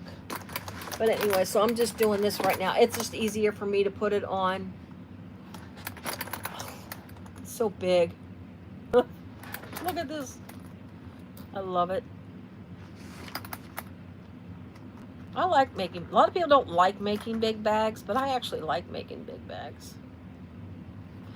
My daughter always says, isn't there smaller bags you can make? People don't like carrying such large bags. But she does. She likes, she goes, well, needless to say, my daughter has 1,000 bags. Since I only have one girl. No, that's it. But she can load. She's got a I made her a double flip shoulder bag by Emmeline Bags years ago. 4 years ago. That thing, I'm gonna tell you what, I made that out of cotton. She has had that thing loaded down big time. The Hyra handbag from Lavender and Twine. I don't know how the straps handles are still on that bag. I mean, she has had it loaded so much. But she doesn't like big bags. Go figure. But she crams them full. Alright. Time for the reveal. Oh. Ooh, I like this bag. This is a cool looking bag. I will have to run the heat on it, but I'll do that afterwards, because usually when you turn sometimes with the Decoville, sometimes you get a little wrinkly. I use my daughter's heat gun. I just am really, really careful with it. So you can use a blow dryer. I'm not going to say use a heat gun because I don't want you to ruin your bag and blame me for it. But a blow dryer, obviously, if you're using any kind of heat on this, you want to be very careful. I just put a little heat to it and then impress it with my hands. Is how I do the heat gun.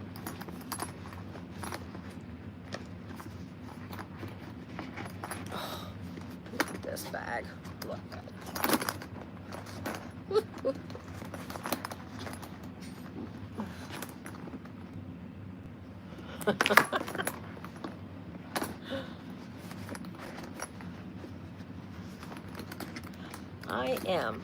I'm kind of sort of minimalistic. I don't own a lot of things. Decorating, I don't like to heavy decorate at all. You would think that I don't like a lot. You would think I liked a lot of stuff by looking at my sewing place. It's so cluttered. I am a creative. No one would ever thought how creative I could be when I was growing up. When they see my stuff, my sisters and stuff, they're amazed at some of the stuff that I come up with. And they're like, they just never thought that I would think of some of this stuff. Like the patterns are matching and colors and stuff. It just blows them away on some of the stuff I come up with. Look at that bag. Isn't that cool? Let's see. So it's going to go like this. So where the sides are going to flap out when you zip it up. But look at that. Oh, look at that. Look how big it is. Oh, thank you, Lindiana. Those are, my tiger bags are from our football team. I'm not a football fan at all. I'm not really a sports person, but our team here in the Cincinnati area team is the Bengals, and I thought I'd make it look like that. I thought that'd be really cute. I made a couple of them. I sold one. The other one I haven't sold yet, but yeah, it's and then I've made some slings with the simplistic sling where I just used the orange and black stripes. I had oh gosh, I forgot her name, from not Petal, shoot, can't think, your vinyl source. I asked, she printed up for me it was a tangerine and black piece, a yard of it with the stripes running, what do I want to say, horizontal the longest way, I think is how I want to say it, to make those bags. Yeah, she printed that. It was a special print for that one, not for my tiger bags. I think I did. I think I used that for the back. But anyway, all right. Let's get that zipper panel done. I'm going to set this girl right over here. Let's get our zipper panel done real fast. I'm not going to go through a whole full tutorial on a zipper panel. It's your standard zipper panel, you know. But like I say, she does have you sew these to end to the thing. So let me get I've got a software update on my tablet, and I hate that. All right. So she has you mark.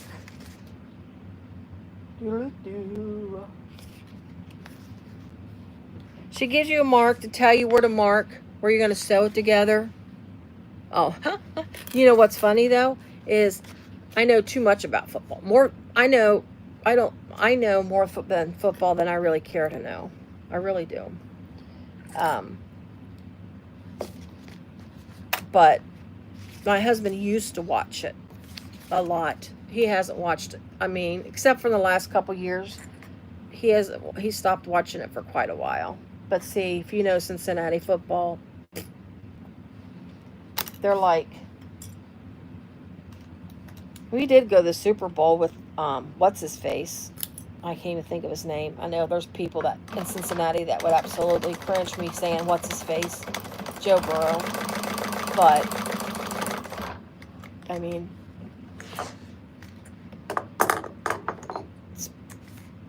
but the ownership, it's the ownership. I'm not gonna lie, it's the ownership. They got one sweet deal on the football stadium. Cincinnati fell for them, put line and sinker, and we've been paying Cincinnati. I don't pay for it anymore unless I go in the city of Cincinnati and buy stuff. I don't work in the city of Cincinnati right now anymore. I work from home, so unless I have to go in the office, I don't work in the city of Cincinnati. But my office is there. Not in the downtown area, but in one of the suburbs of Cincinnati, but still, city limits.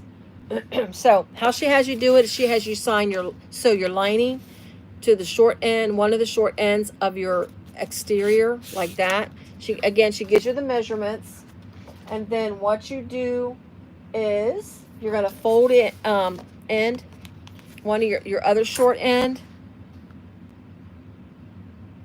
Yeah, I agree. It's like the Reds, Cincinnati Reds. We don't have a whole good. I mean, now that I don't do soccer, like I said, I'm not a big sports person. Now the FC Cincinnati people, they do win a little bit, but the lenders that own FC Cincinnati, they are the ones that started FC Cincinnati. They were huge soccer fans. They got their money from a local convenience store, United Dairy Farmers. That's where they got I worked for them when I was younger. And actually my mom worked in their office when I was a teenager. So she, like, that's when the lenders would come to the office. So she kind of knew them a little bit, not like a lot, but a little bit. And there, at that time, this was the 70s. Their kids at that time were huge into soccer, huge, and it just got passed down to the point where they wanted their own soccer team. So that's how that got started here. But it's okay. Oh, so they take a huge investment into it. Plus, the lenders are not people that like failure. I mean, they're big time. They want to win. They actually want to win. The other ones, they don't care. I always said that the Bengals ownership only has the Bengals so they have a tax write-off. That's why they don't care about winning. That's my say. I've always said that, though. Anyway, we're going to put some tape on that. And this is how she does it, like that. So I'm going to put some tape on there. I'm putting it on that. And then I'm going to do my 90-degree turn. She has you, let's see, the fold. It's really up to you where you want to go down, how far you want to go down to do your 90-degree turn.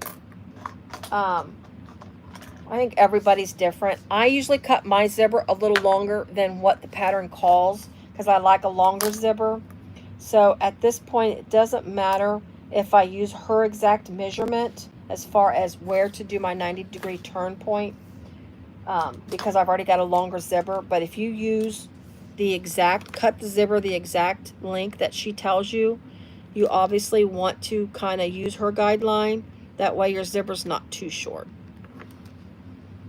I mean, a longer zipper is okay because you can always trim it down, but you don't want too short of a zipper. My thing is I don't like my zippers to end right at the end of my purses. I like my zippers to go down past the end because when I unzip a purse, I like that clearance. I like when I get into it, reach into a purse, unzip it and reach into it. I've got that full opening of the bag. I have a bag that I made a couple years ago. I love the bag. Absolutely love it. But I cut the zipper to the exact length that they tell you. And when I put my I use it for sometimes for my laptop. And when I put my laptop in it and take it out, it always gets in my way and it irritates me to pieces. So I just like to keep a little extra zipper. I will use a zipper end on this zipper too to finish out my zipper versus like a piece of vinyl. So there will be a zipper end on this bag. So I just backstitch it. I actually backstitch it a couple times when I do my 90-degree.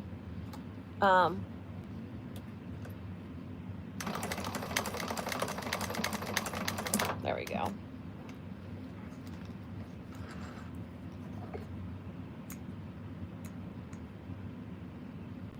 And then I'm going to trim it up. Got to get my zipper scissors. Making sure that these guys are level. So I'm going to cut this straight. Oops. I've got zipper pieces flying everywhere. And then I'm going to re-singe.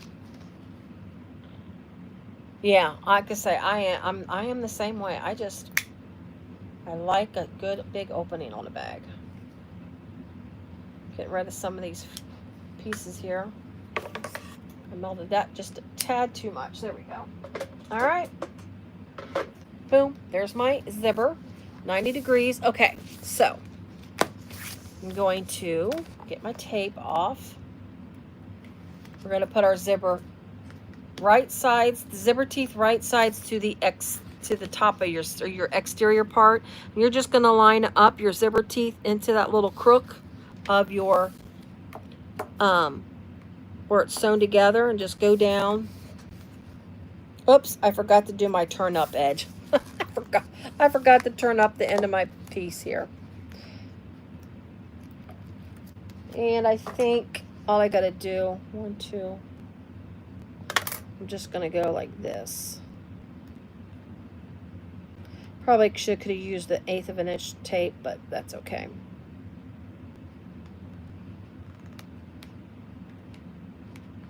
Got that tape there. It's gonna get. Ah! I just tore. I'm taking off my tape. Puppy wants inside. There we go. And then you're just going to take your lining and wrap it to this. But I'm going to put some more tape because this bonded nylon, it's not called Smoothie Smooth for nothing, because it's smoothie smooth and it will slip. It will slip if you're not careful. I mean, I could probably try with clips, but I'd just rather use tape and be more secure. I appreciate everybody that's here. I mean, I haven't mentioned it in a while, and I don't want to say it too many times and aggravate people, but I do appreciate it. Watch this one YouTuber. I mean, I watch some goofy stuff, but it's kind of, it's like sometimes you just watch things that just, you don't know why, but it's the, they putt-putt. These people putt-putt. And that's his YouTube channel's putt-putting. And it's just, you can't help it. It's like, I don't know. But anyways, kid, he's a goofy as all get up. He actually gets on my last nerve, but I just don't mind watching the putt-putt. It's something to watch. Anyways, he's always, thank you for watching. If I haven't said it, and he says it so many times. I know, so he must be really appreciative. Anyway, all right, so we're going to do that. I'm going to sew this at, what's the seam? Okay, let me make sure I get the right seam allowance.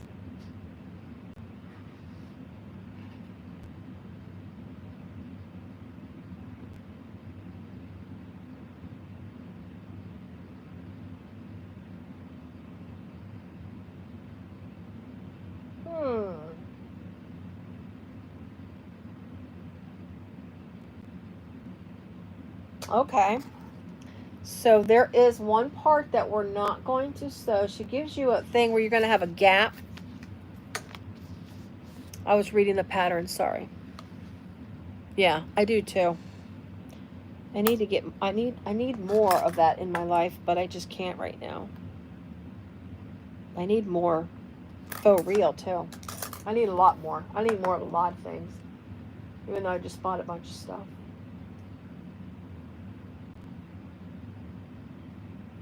So, oh, my back. So you're going to leave a gap at the top from the stitching to here. That's basically where your teeth are. You're going to actually start sewing there. Yeah, you're going to start sewing there. That's interesting. All right, so let's get that going. Line it up. There we go.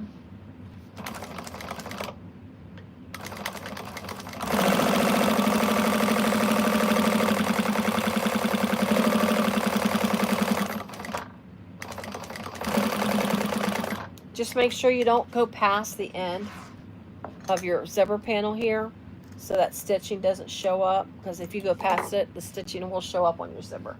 So you're going to snip.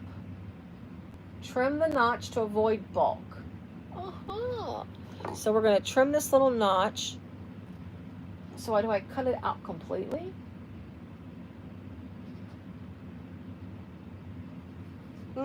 I guess you just trim out the fabric a little bit. So that's what we're going to do. I just got tape in the way. Here we go. So I'm going to trim this out. Just be careful when you do. Number one, I don't want to cut into my zipper and ruin my good scissors. And then cut the other side. There's my stitching at. There we go.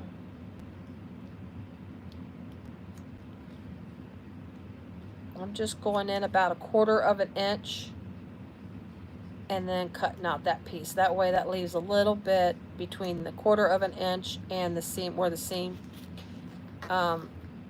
is. So like a little notch like that. Hello, Delphina. How is Arizona right now? I know it's probably hot. At least it's not humid where we are at now. We are having a heat emergency again because the humidity is so bad. Oh well. I need some heat in my life. I need some Arizona in my life. I didn't get out to Arizona this year. That makes me sad. My husband's not sad, but I'm sad about it. And I drive to Arizona. We don't fly, we drive. I love driving cross country or riding. I do drive some, but I do love driving cross country. It's fun. My husband doesn't anymore. We did last year. We went to Utah instead of Arizona last year. We were kind of sort of in Arizona a little bit. I think, yeah, we drove through Arizona to get to a certain point, but because we went to Kanab. But I got cut more bulk out. I just did a little angle there to cut that bulk out. But anyways, yes, thank you, Delphina. I appreciate that. Yes, please don't forget to click the like. I appreciate that. Helps me out a tremendous amount. Guys, my membership has grown leaps and bounds over the last couple of months, and I'm so happy. And I'm going to tell you what, and this is one of the reasons why I promote Tulip Bee a lot, is she found my channel through, not sure how she found me. Honestly, I don't know how Annette found me. But she also knew I was on Lotta Kasaya's lives. She knew me from that. And she found my channel. She went out and did a, hey, everybody, so-and-so's got a channel. Why don't you guys go out and subscribe, so on and so forth. Well, Annette has a lot of pull. I mean, she's like, you know, she's got the pull.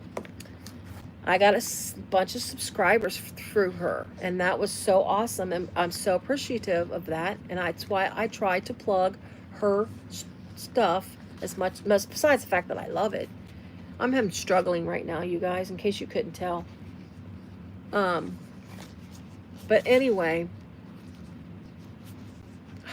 I cannot get this. I don't like that gap. I'm not going to do the gap in my next one because my zipper keeps popping out. I'm going to sew this. I'm sorry. I don't want the gap there. It's causing me trouble.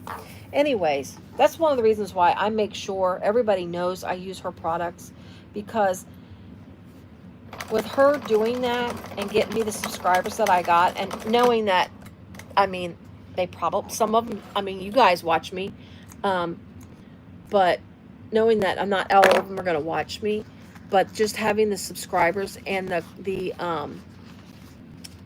extra subscribers, my stuff is getting out there. And I actually hit, was it last week? Yeah, this is Monday. Last week I got my little message from YouTube that my watch time hours has increased. I've hit over 2,000 watch time hours. That's huge for me, guys. Huge. So I got a little pat on the back from YouTube. Still not monetized, but they patted me on the back, but that's okay. I didn't honestly, when I started this, I didn't expect a whole lot. I was talking to my husband, telling my husband when I first started this, it's like, I don't expect like a whole lot. I just wanted to show my stuff that I was making, things like that, and then talk about craft shows. And then I decided that I wanted to try tutorials, basically. I just wanted to try them, and I enjoy it. Really enjoy it. Not everybody likes it. It's a lot of work. Editing. Ugh. It is a lot of work. That's why I still got to edit. I'm going to tell you what, I've had that other candy bag tutorial done. I've had that done for 3 weeks, and I've still not sat down to edit it. And I did, instead of pausing it in between steps and stuff and repetitive actions, I just recorded it, and I'm just planning on fast forwarding through that stuff. I'm not doing that again. That's why things don't get edited, because doing that is just, and then I have to like put video together. But that's the price you got to pay. Boom. Yes, thank you so much. Yeah, it's exciting. I mean, I still got to get my watch time hours up before YouTube will consider monetizing me, honestly. But that's okay. In my own mind, I'm a YouTube sensation, right? In my mind. Sometimes that's a scary place to be. All right, I'm just top stitching. Let's do one more crank around the zipper. So I'm going to hand crank that one. There we go. Oh, I just love this color of this vinyl.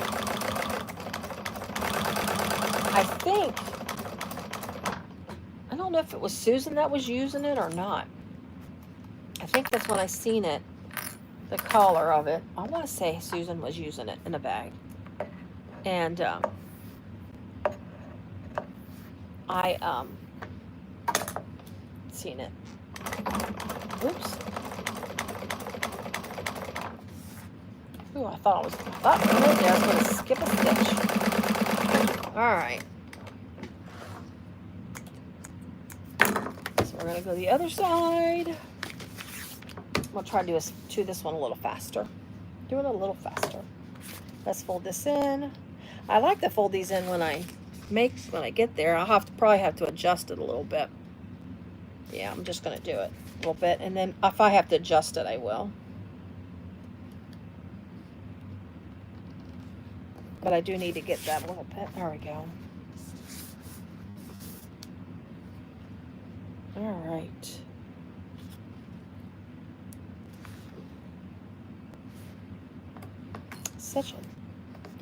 I love this. I mean, this lining, absolutely. So, anybody, boho bouquet, of course, tulip bee, smoothie smooth, saddle, faux real. I mean, that just goes together so well. It's like a perfect mate. All right, let's get this done. I got to get my brain to work. I think I put this on the wrong side. Hold on, I gotta get my brain to work. I think I put my tape on the wrong side. I need my tape to be over here. Nah, nothing more I like to do but waste double-sided tape. I'm not gonna lie. Ugh. And I wonder why I go through so much of it.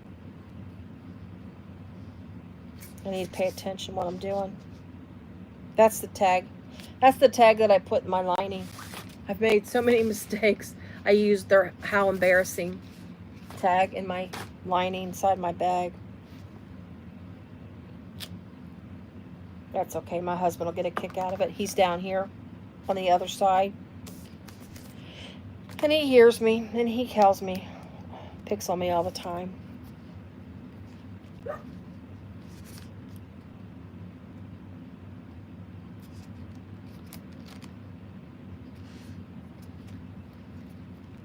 I always say I would make a bag so much quicker if I didn't make so many goofy mistakes. Let's see if my thing, oh, I did line it up pretty good. Let's see, this is just a hair. Yeah, there we go. It lines up. Now I'm going to separate my zipper here.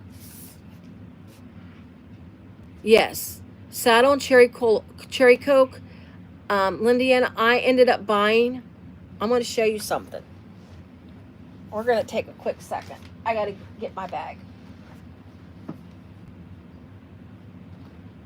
So I seen that cherry coke when Susan got it and sewed with it. So when it came out, I bought me some.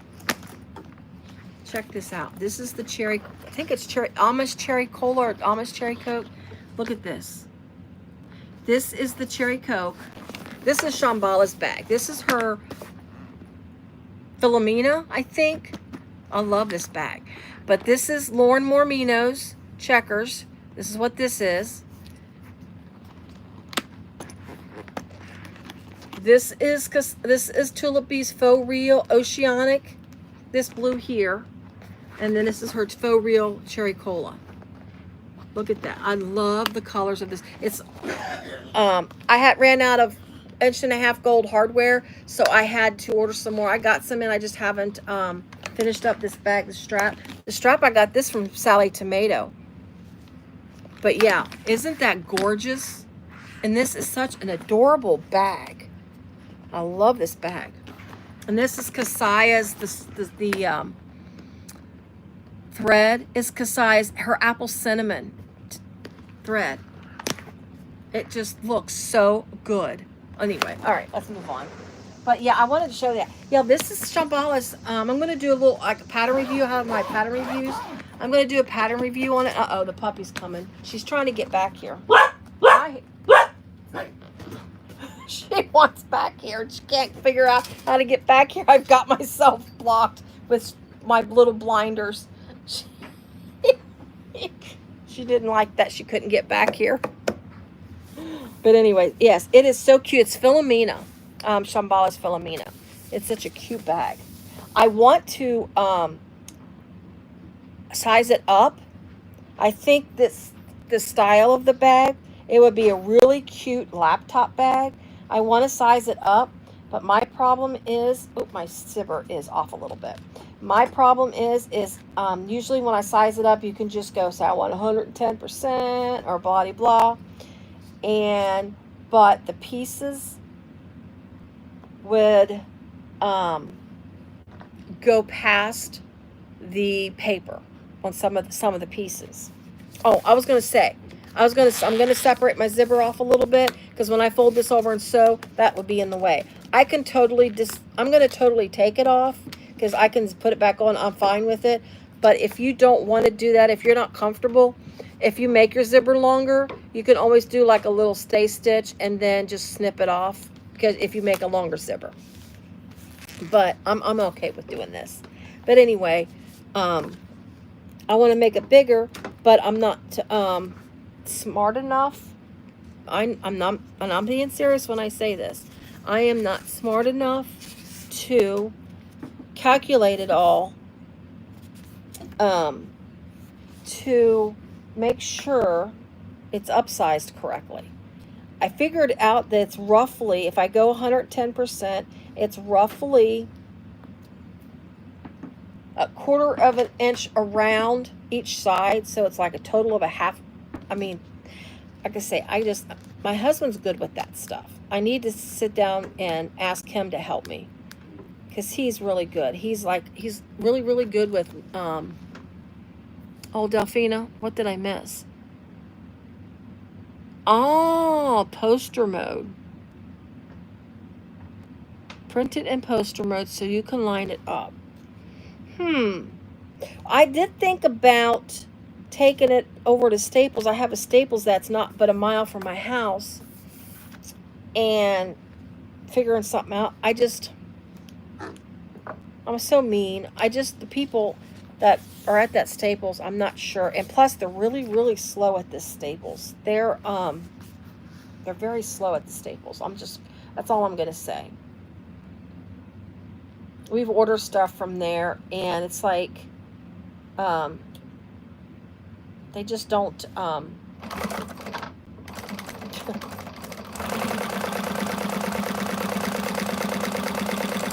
had to have stuff reprinted because you're telling them what you want and then they're like, no, we'll do it this way. And it's not what you want. Just saying.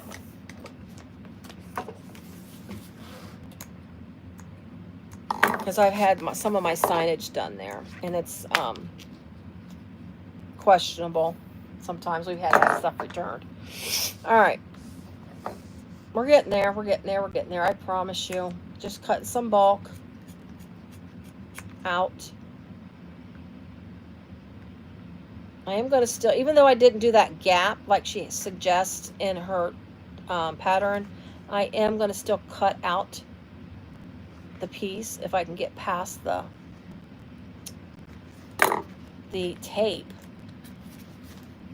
This, since I've got it taped down, the double-sided tape. I can't talk.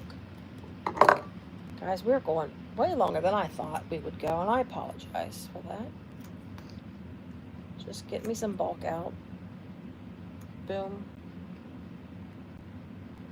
Told my husband, I said, oh no, it'll just be a couple of hours. It won't be that long. He's like, you told me that with that other bag. You said 2 hours.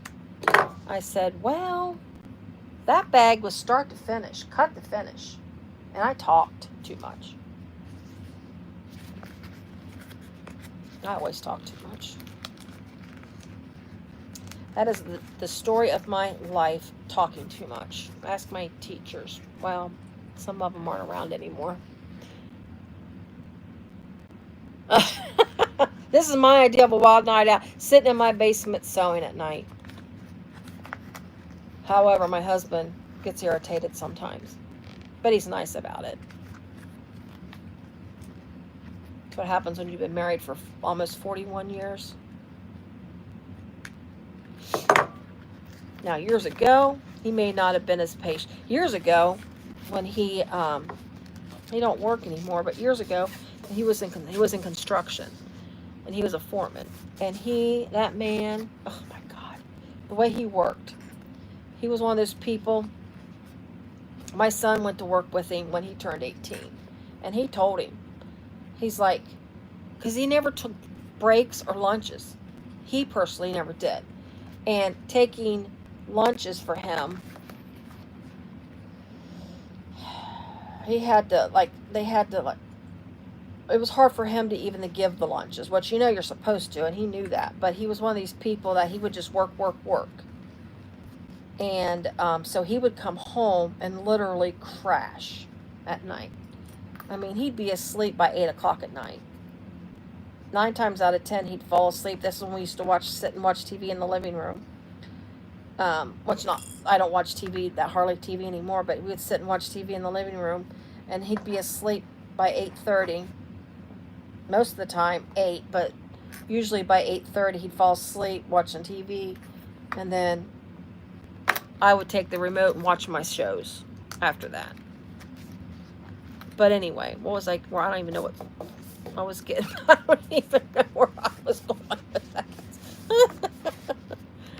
Oh, Lord. I'm just getting my lining. We're almost there. I'm just making sure this looks good. I don't want to be sloppy. All right, let's top stitch to this guy, and let's get it sewn onto the lining and finish her up.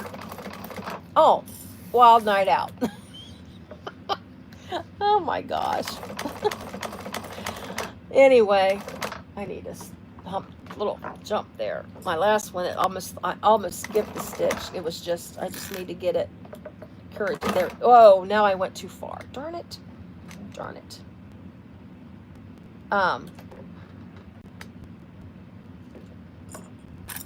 Anyway, I mean, he's real nice about me being down here till late in the evening, but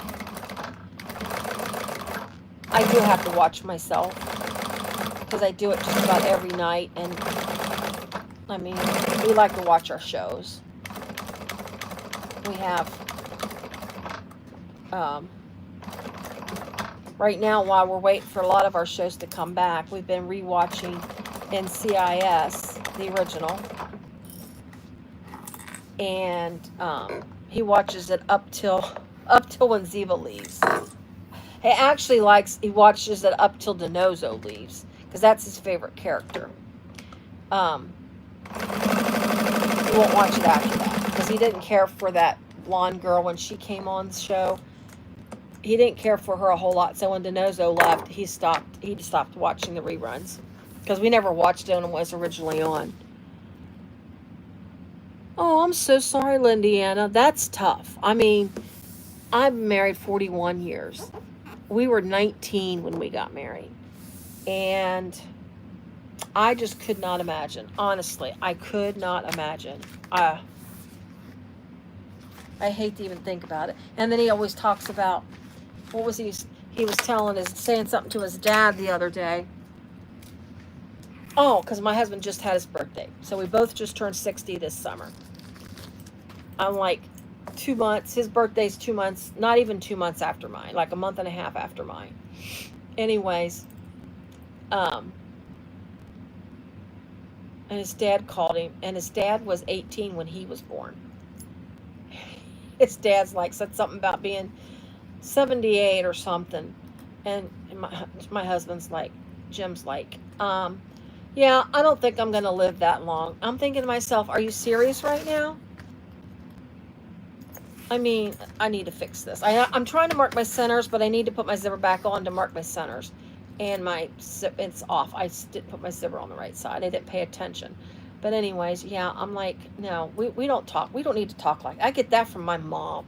She's 82. I'll give her a little more leeway on talking like that. But yeah, no, we don't need to be talking like that. Look at that. Oof. Look at that.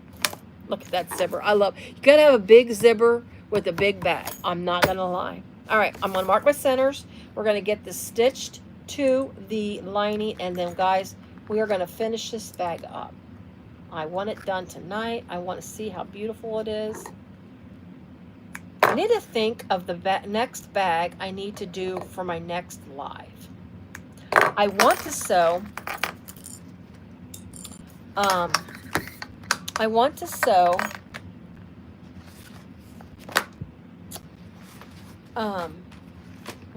am I trying to say? I'm getting this is my contrast lining. This is what goes on the top of my zipper of my linings. So I'm going to get that. This is what goes above. The zipper panel goes in between this and the lining is what I'm trying to say. So I'm going to get my centers marked. It's another Shambhala bag. I actually made one. I was going to actually do one on the live. I forgot the name of it now.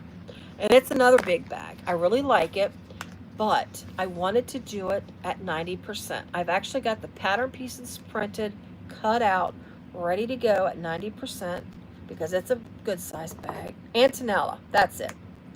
I made one in cotton fabric in this big, beautiful floral print that I found when I went to our little local quilters club, Stringtown Quilt. They call it Stringtown Quilters, or Stringtown, what are they called?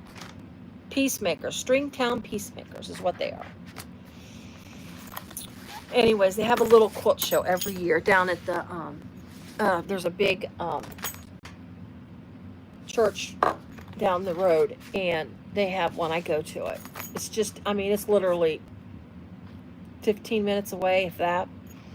And I'm just placing my zipper panel like this, face up, so I know to make sure my zipper, because I like it to, I like it when this is going to be the front. Are you in, for Shambhala? Yes. I watch, I do the Zodiac thing. I got into that. I'm waiting for the first one to come out. And then,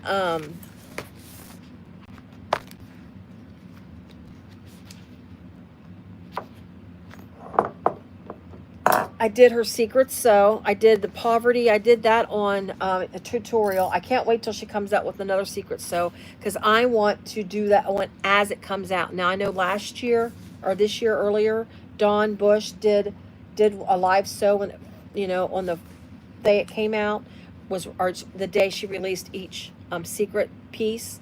So I won't take away from that. But when I do it for the first time, I want to do it fresh.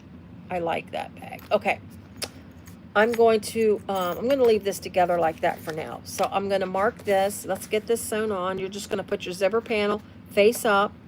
Make sure your zipper is in the right position the way you want to unzip your bag. And I'm going to clip all of this together. You can baste your zipper panel on first if you so choose, if you're more comfortable doing it that way. But I'm just going to Done a few of these. Enough, I should say enough of these that I am good doing all this. What time is it? Oh, it's almost 9 o'clock. Oh my goodness, guys. Whew. How long have we been on? It says 135 minutes, whatever that converts to. So I start at 6:30, 7:30. Woof. All right. I think this is the same seam. This has got to stop going to sleep. The same seam allowance, but let me make sure. Make sure. Lining assembly, yada yada. Blah blah blah blah. Yep. Okay. Same seam allowance as the rest of the bag. Just making sure. Yeah, I love Shambhali's bag. She's got such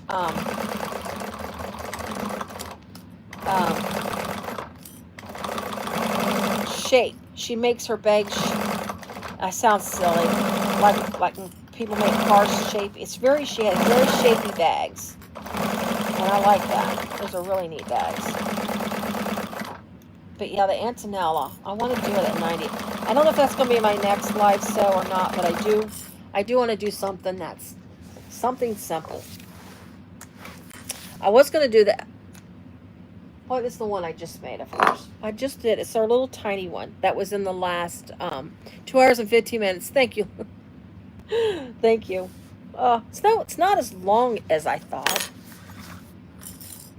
I told my husband a couple of hours, so he's thinking he's thinking I'll be in bed sometime tonight. So I'm going to open up my thing. I'm going to stitch. The top stitching is going to be on the lining under the zipper placket. So the lining, the contrast piece, the top, and the zipper placket gets pointed up. I just have to keep my lining down because this line line. Sorry, I'm being a little aggressive in my stitching.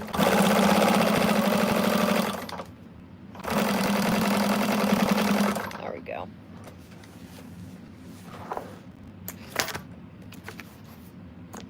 Boom. And I'm going to go ahead and separate my zipper again. I like to sew it differently. I just wanted to do it like that for right now to make sure I put my zipper on the right way. All right. Woo. Then we gotta sew these together. I'm here getting all excited thinking, man, we're almost done. We still got a couple more steps, right? All right.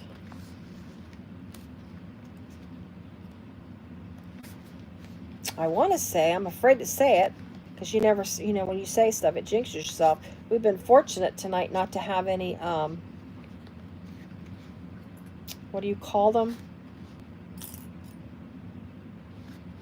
People that shouldn't be there, puts in goofy comments and says silly things. Forgot what they're called. That's terrible. I have to, since I don't have a moderator or whatever they call it, I think it's what they're called, moderators. I have to watch that stuff myself and then go in and delete it. The first time I had one, I had to figure out how to do it. But I figured it out. My daughter's like, well, she was watching me one day at night when I was on and I was saying something. And then she's like, I got off and she goes, I forgot you asked me to do that. And I'm like, I don't want to bother you too much. Because when she gets off work, she just tries to relax a minute. She tries, but the dog starts barking at her. I don't know why my thing keeps coming. My screw keeps coming loose on my back of my back foot.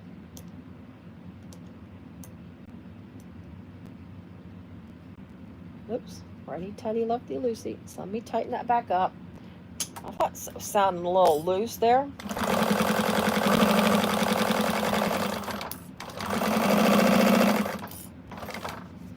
Now I started out with a full bobbin tonight. Let's hope I still have plenty because this is the last bobbin that I have. I seriously, right before I started the live, I have to show you this. Right before I started the live, trolls, thank you, Jacqueline. I was going to change my bobbin, so I started with a full bobbin because the way I have to change my bobbin is embarrassing. And when I pulled the bobbin out, literally, this is all the thread I had left on my bobbin. Just, I mean, it's just, that's all I had left. Seriously. I love when that happens. Oops. But we don't want to throw the bobbin away. That's for sure.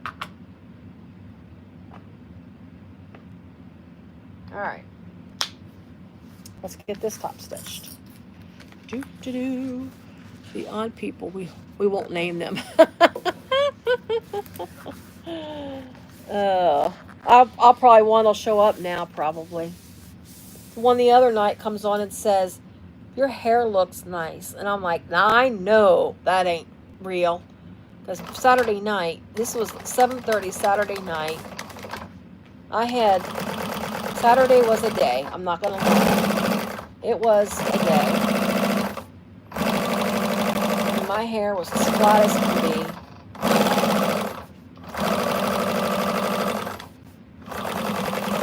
Not that it looks great now, but it has a little more body to it right now.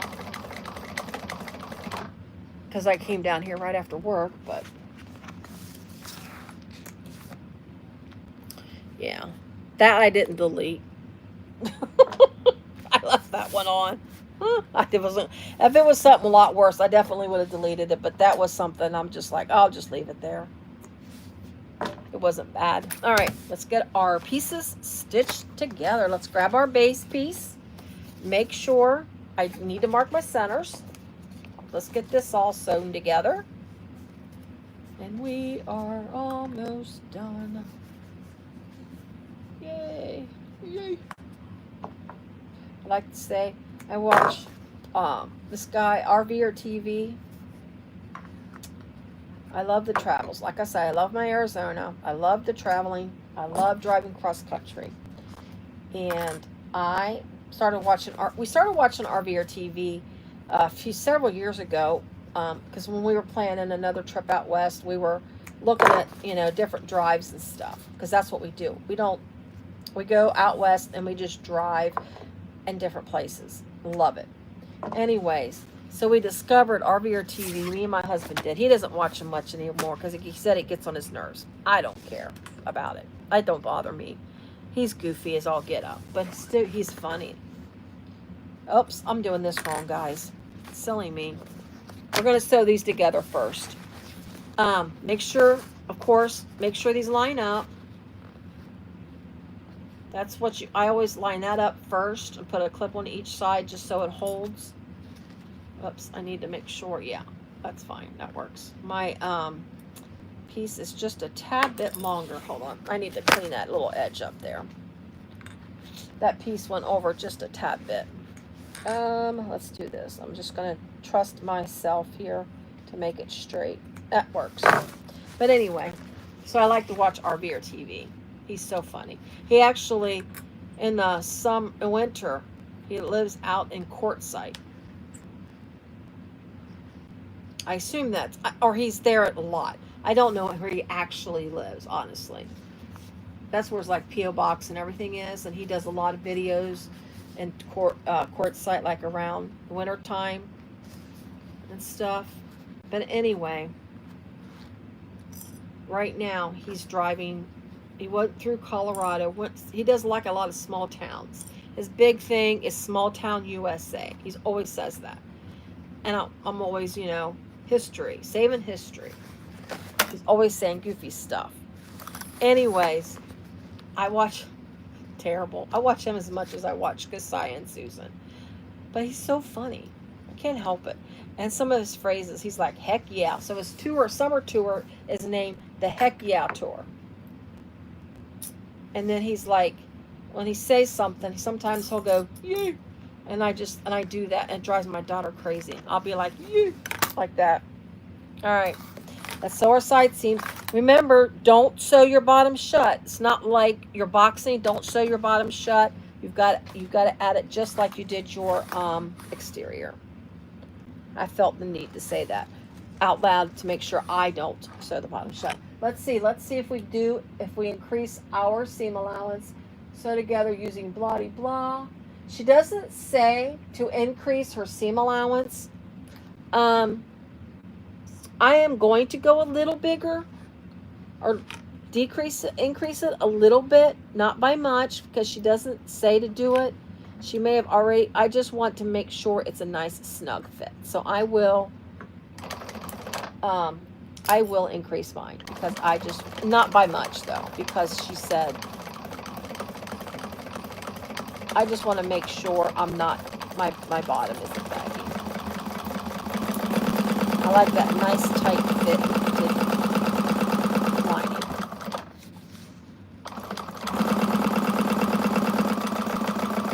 I'm just going over just a little bit. Ouch, ouch, ouch, ouch. I just about snipped my fingers.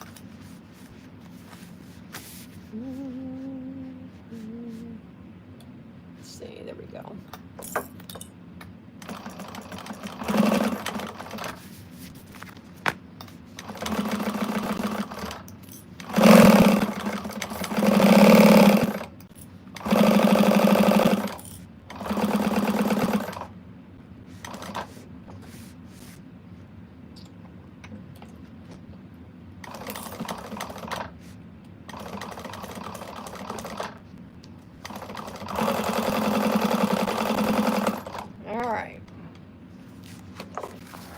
Get our base on, and then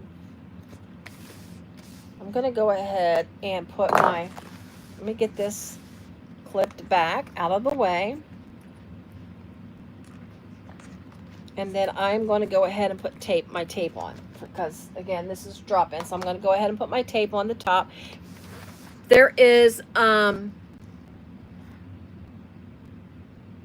did you add your zipper pull back on? No, not yet. I'll do that at the very end because it doesn't need to be zippered shut.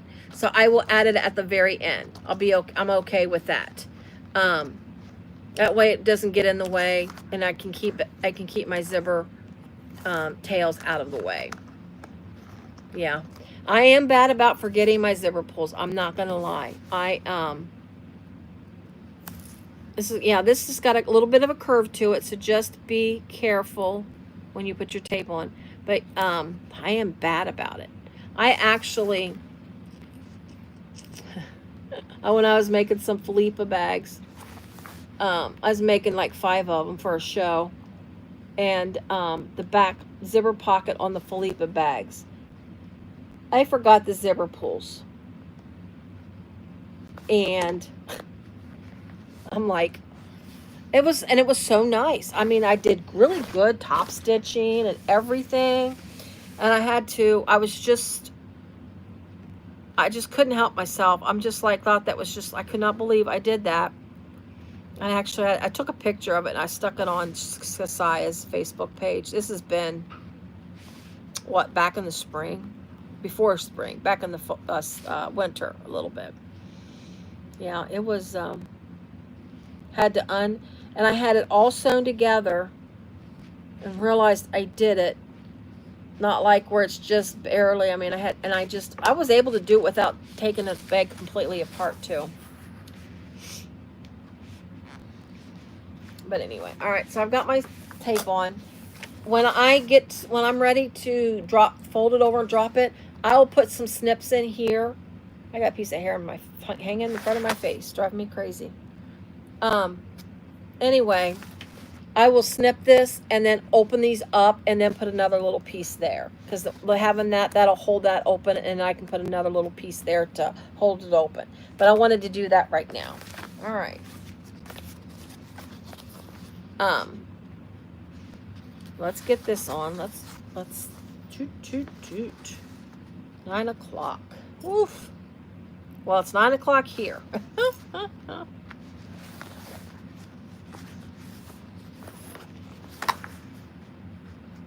What 9? So it's what, 7, 8, 9, 7 out in Arizona right now, I think. I will trim down this seam allowance on my lining when I get done with my base. I'll just trim it all down at the same time.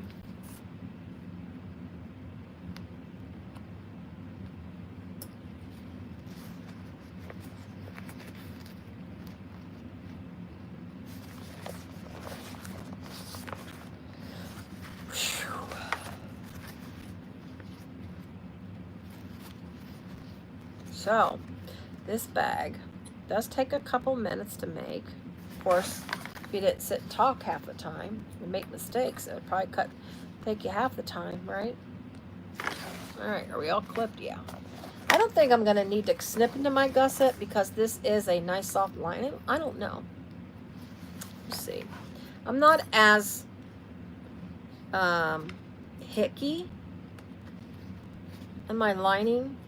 When I do a little bit of I think I will snip just a tad bit. And you can snip into the Smoothie Smooth. It's not going to hurt it. It doesn't tear. These are just the tiny, I don't even, barely a snip. But yeah, if there's a tiny wrinkle in this lining, I don't fuss over it that much because you don't really see it when it's in a lining, honestly. It's not as noticeable in a lining, I feel.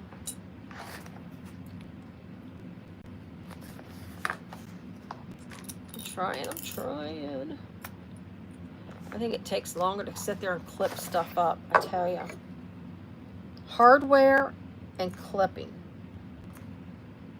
Hardware and me, we fight. I always say I hate installing hardware. That's probably why I did my handles the way they did too, because I just, woof, it takes forever to me.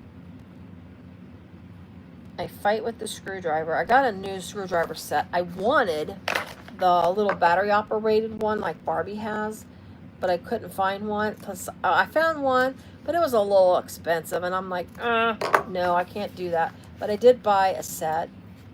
It's a little more magnet. The pieces are a little more magnet. I should say the pieces. The screwdriver is a little more magnetized than the other set that I had, so I'm able to hold the screws better with the screwdriver. But hardware is just, it's very tedious sometimes, especially when you can't hold on to certain things. I can't close my hand, make a fist. So anything that goes in this part of my hand, I lose it if it's not wide. It's like cutting stuff. I bought a potato peeler to cut when I do potatoes, and I had, like the big grip so I can hold on to it. Because using a knife, I need to find me a large handled knife where I can peel potatoes with. I hate potato peelers with a passion. I like to take a knife and peel a potato and just gouge into the potato, and it hurts my hands. I mean, this hurts my hands too, but not as much as trying to grip a knife. And my husband doesn't understand that sometimes. He's like, you make those bags, I don't know why you can't do this. It's like, it's the way I hold on to things. That's how I hold on to things. I can't explain it. All right, let's get her sewn up. Let's get it done. Let's get her did. Whoops. Knocking off my clippies here. There we go.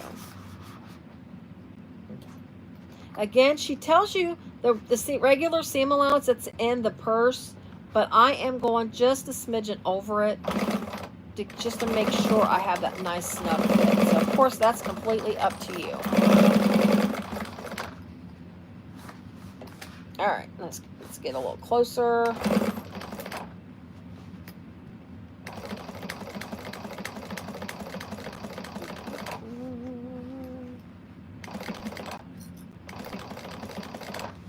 Take this a little slow. Just make sure you don't, like I say, if I get a little bit of a pucker on this, it's okay. But obviously I don't want like a massive pucker. That's not okay.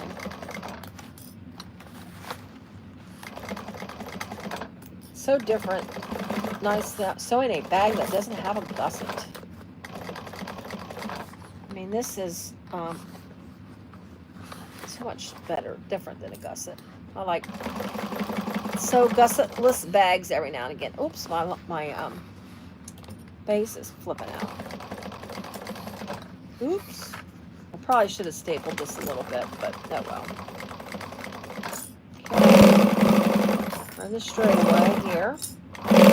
Go faster here.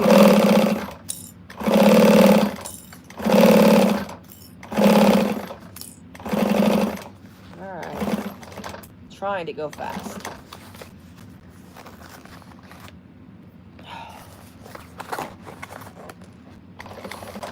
It's got such a wide top too. Top stitching this isn't going to be too hard, I don't think.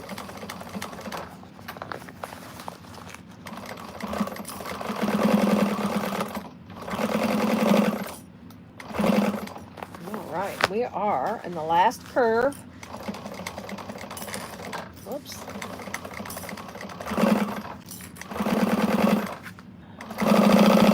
Oh my goodness.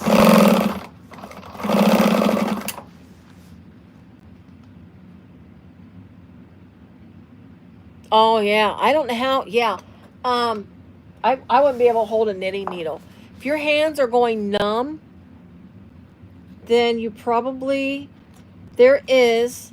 Okay, so real fast. I talked about it, I think the other night, but so you know, most everybody hears of carpal tunnel. I mean, that's a well-known thing when you have carpal tunnel in your hands. So I had at one point, besides the arthritis, my hands, my whole complete hands would go numb. Literally. All of my fingers would go numb. I went to have the test the, oh, what is that test? Where they stick all the needles in you test? I had that done. Of course, you got to have that done before you have carpal tunnel surgery or see the doctor, yada yada. So I had that done. Went to the hand surgeon who does it, and he looks at me. Well, first he comments about the arthritis in my hands. That's not what I went to see him for, but he commented about the arthritis in my hands. It's not, my hands weren't like, and this was just 3 years ago. My hands didn't look like, my hands have gotten really bad fast. But anyways, commented about my hands and the arthritis. I'm like, he had me scared. Told me I probably had psoriatic arthritis, yada yada. I don't have psoriatic arthritis. I have, an aggressive form of osteoarthritis is what I have. Meaning, usually with osteoarthritis, it's a slow progression. Well, mine's a quick progression of my hands. Anyway, besides the point. So we get through all of that, and it gets to my test. And it's like, I have carpal tunnel, which I knew I had that. And they told me I had cubital tunnel syndrome. I'm like, I have never heard of such a thing. You know, it sounds like that's just like one of the made-up diseases. Well, come to find out what cubital tunnel is, where carpal tunnel makes these fingers are carpal tunnel. This is cubital tunnel. So this is where they go in. Carpal tunnel is when they go in and snip the little thing in here to free these up so they don't go numb anymore. Well, cubital tunnel, I don't know if you can see my scar. It's not as noticeable as it was, but I've got this nice long scar where the ulnar nerve, your funny bone, well, it wasn't so funny. That nerve was not pinched. It was whatever they did, whatever it was. It needed to be freed out of that canal that the nerve goes in that caused this fingers to go numb. Not gonna. So if you got problems with numbness, that's what you need to look into. That's my Dr. Toni advice of the day. But yeah, I've had it done in both hands and elbows. carpal. They also told me I had a pinched nerve in my back somewhere up here. But that's nothing. Pinched nerves is a pinched nerve. You can't do nothing about pinched nerves anyways. But yeah, I had the surgery done. On the cubital tunnel surgery, there's 2 options that you had done, and they don't usually know until they get in there to see which one they do. I got to do the easier of the 2, a shorter recovery on the cubital tunnel surgery. They had to completely reposition it. Then I would have been out for a while. There's longer healing because it's a more complicated surgery. But I can tell you my left elbow, I do have problems with it now. I ain't going back to the doctor though. I had when I had my left one done, my left hand done, I ended up with an infection in my hand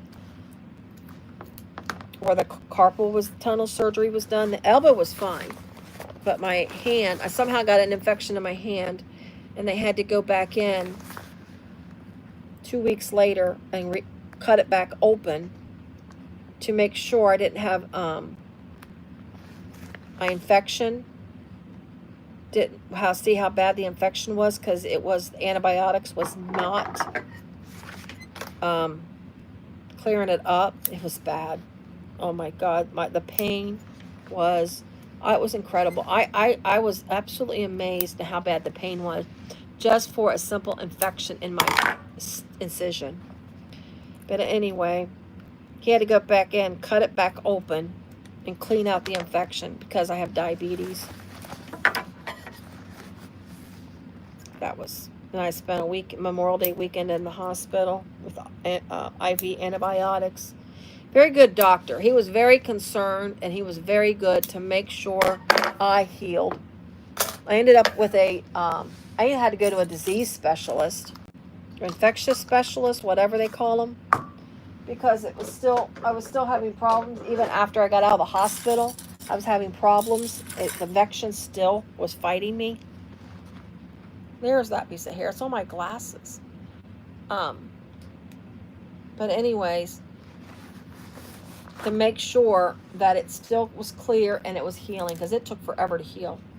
All right, so we're going to do the drop-in lining. We are folding our seam to the top of your stabilizer. Make sure that's correct and not over it. Some people are over, some are to the top. So let me just verify. Okay, as shown, for the wrong side of double tie tape, fold the top down to meet the marked line, which the marked line is where the stabilizer is. And there is a curve to it, but you can work with that curve. And when you meet that little curve, you just get that little pinch like that. You can just take your scissors, and at the bottom, of course, be careful, but you can just snip that a little bit when it gets to that, and then just cut your little V from doing that way. That way, you're not cutting a V in it unnecessarily, and in the wrong spot. You're just going to take it, fold it down to where that curves down a little bit, kind of meet it up together, go from the one side to the other, meet it up together, make that little peak, and then just snip at an angle like that, and then flatten it. That's how I do it. All right. I am just getting this all folded down. We are getting this done tonight. I know people have to go. I get it. Completely get it. So if you've got to go, you've got to go.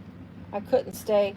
I was watching Kasaya make her Mallory bag Saturday, but I couldn't stay until the end because I have hungry people. I mean, it's like, because I'm the Patreon member, and it's like when she has her like Zoom calls and stuff, I tell my husband, because she's 2 hours behind me, And it's like I tell my husband, I'm like, okay, it's bag nerd night tonight. So I'll be up when it's over with because I do my little bag nerd. If you're not a Patreon with Kasaya, I am the top tier, which it's totally worth it to me. It's pretty cool. She has monthly Zoom meetings, and they do raffles.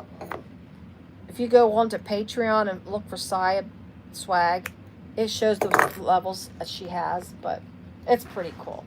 She makes it fun because you get to talk to them, you get to know them. She knows who you know, like in your chats and stuff. She knows who you are. It's pretty cool. She remembers you. She remembered me from last year. Of course, I wasn't hard to forget because when I went last year to her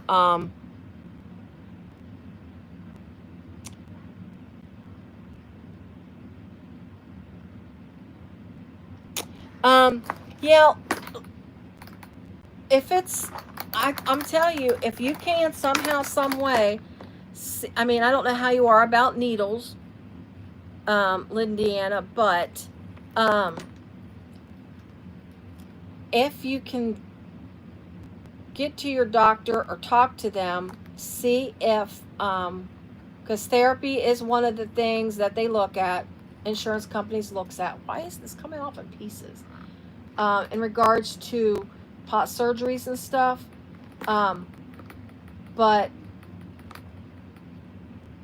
ask about it's what is it? EMG?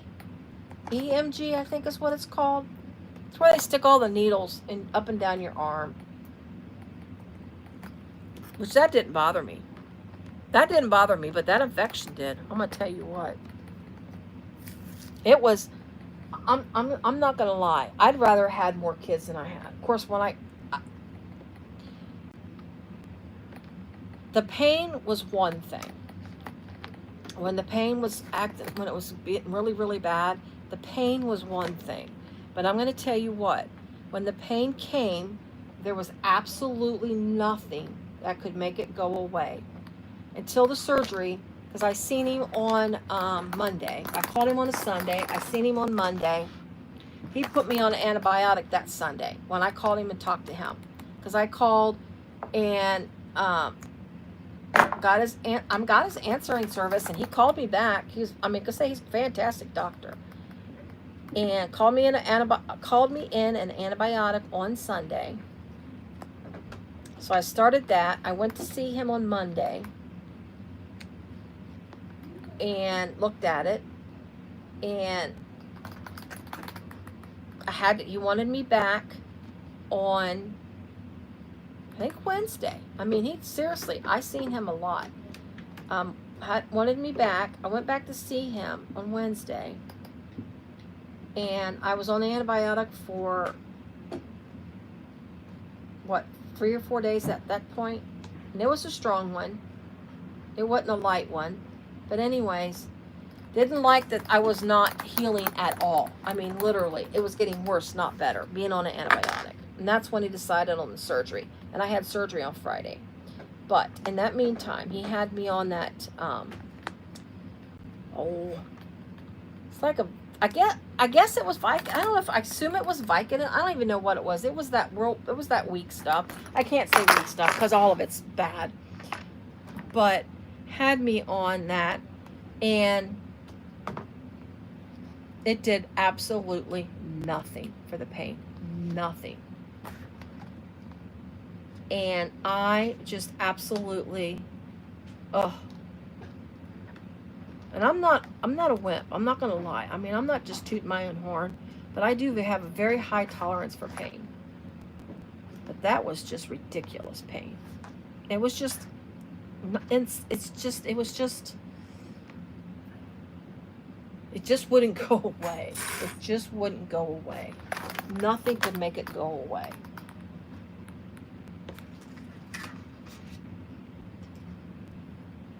All right, I'm just going to squeeze this a little bit just to help with some seams.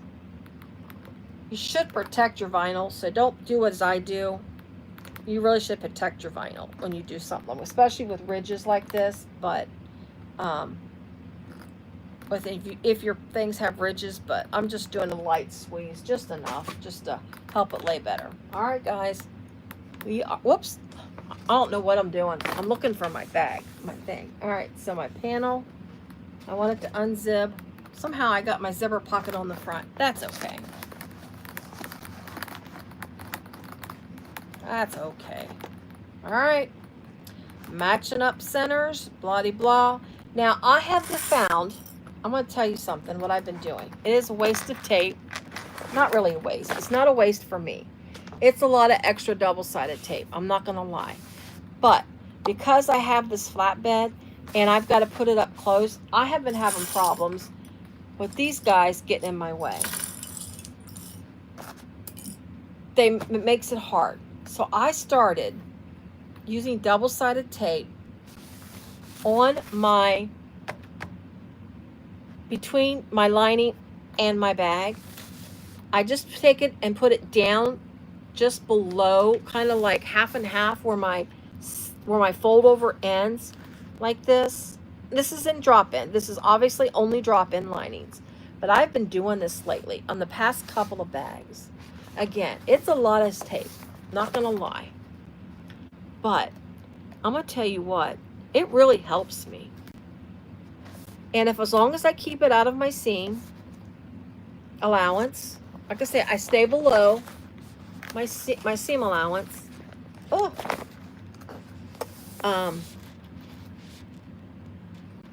it works. So that's obviously up to you if you want to do it that way.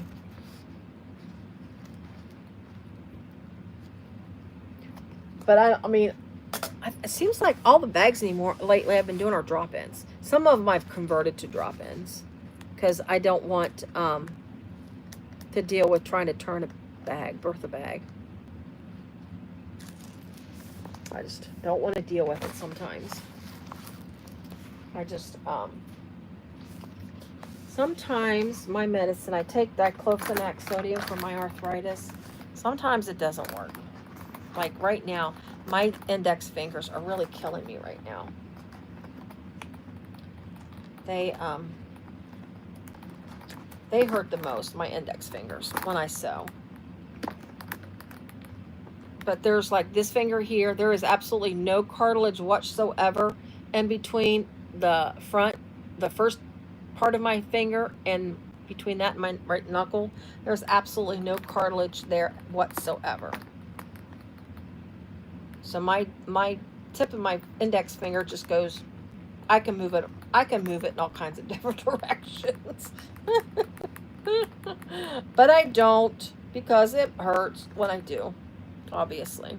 All right, just lining up like everything else, lining up my centers, making sure the center, since the center of my side was marked when I did my bag, I'm just lining them up, my centers.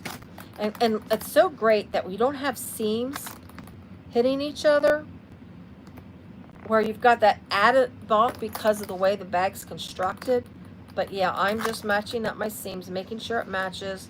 And then I'm just going to put a clip here because this one wants to move. And I'm just going through and just squishing in between where I've got my centers. I'm just kind of marking my centers though with a clip so it doesn't shift.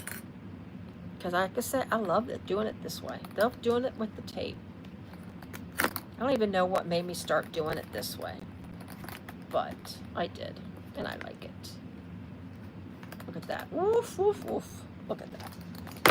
Oh, see?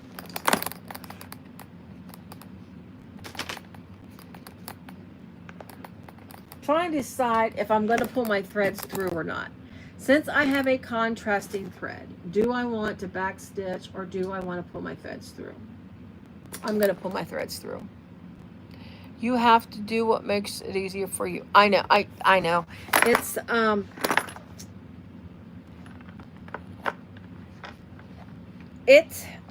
it does. It makes it a lot easier for me. I'm gonna say I don't have. I mean, I did that for my centers to hold that. But these clippies just get in the way.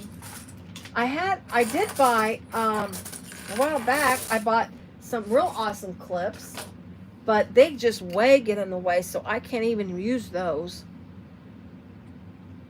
This is what makes my index finger hurt the most. Moving that sinking knob back and forth, it pushes against my finger. All right, so I'm going to pull my threads through on this bag.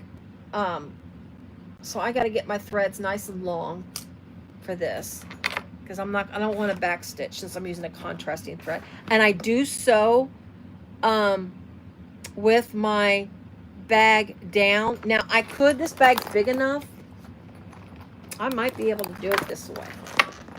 Well, I'm afraid my bag's going to shift. Okay, I can sew it this way because my bobbin thread is pretty good. It's I don't have any trouble with my bobbin thread giving me any kind of uneven looking stitches with my bobbin thread. So I'm going to there we go, sew it this way. So here we go. Just, that's what we always say, take it slow. Well, I'm going a little fast, but just make sure you keep your zipper pocket out of the way. We'll watch that sometimes. Shift the bag a little bit. Oof. Look how big this beautiful bag is. Like I said, this bag would be really neat if I decreased it down to 90%. That would be neat. I got to hold on to that little guy. Just wants to shift there at the center there. There we go.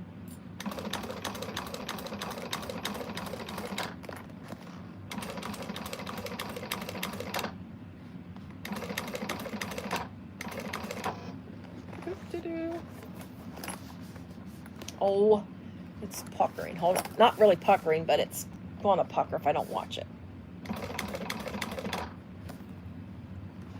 All right, there we go. Get my threads out of the way. Just got to be careful so it doesn't pucker.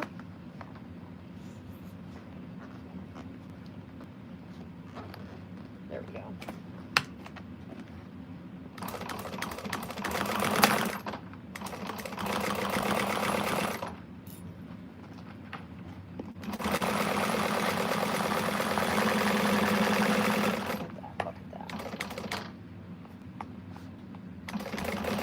Slow down when I get to the sides because it's got that little dip in the sides.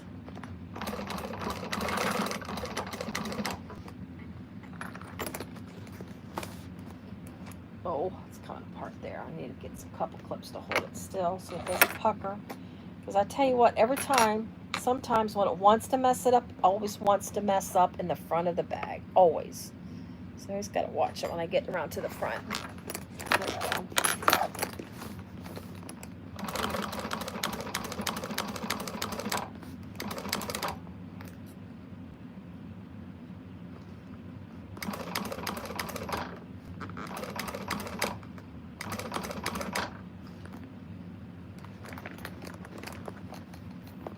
I love this color. This color is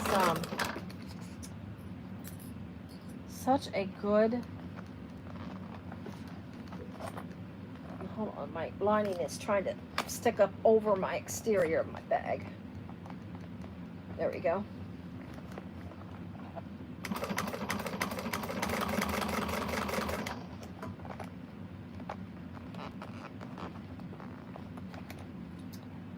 Come on. Get down where you belong. There we go.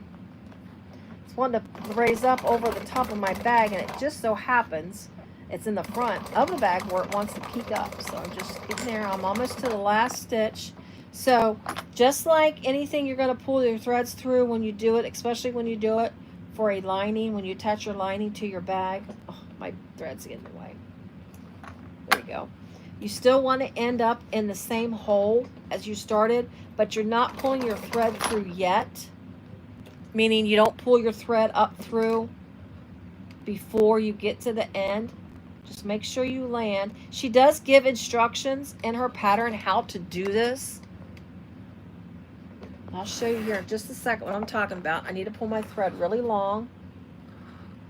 There we go. Extra long. But see, they're both still pulled. I have not pulled my thread through yet, and I landed in the same spot like that. If you've never done this before, yeah, that gold hardware. This is actually silver, not gold. I used silver. I don't know. Yeah, for some reason it looks like it's kind of gold, but I did actually, or not. I need nickel, I should say, on this. Because that's the only hardware that I had that I could use for any kind of strap anchors. But anyways, so we got our threads there. So what you're gonna do when it's like this, you go ahead and pull your threads through to the back now. Oops, don't pull too hard though. Okay, I think I got them. Let me get it pulled through. Make sure I grab the right one so I don't look like I have a skip. If you're not careful, you can pull the wrong thread through, and then it looks like you've got a skipped stitch. So be careful when you do that. So now you get my other thread and pull it through. Okay.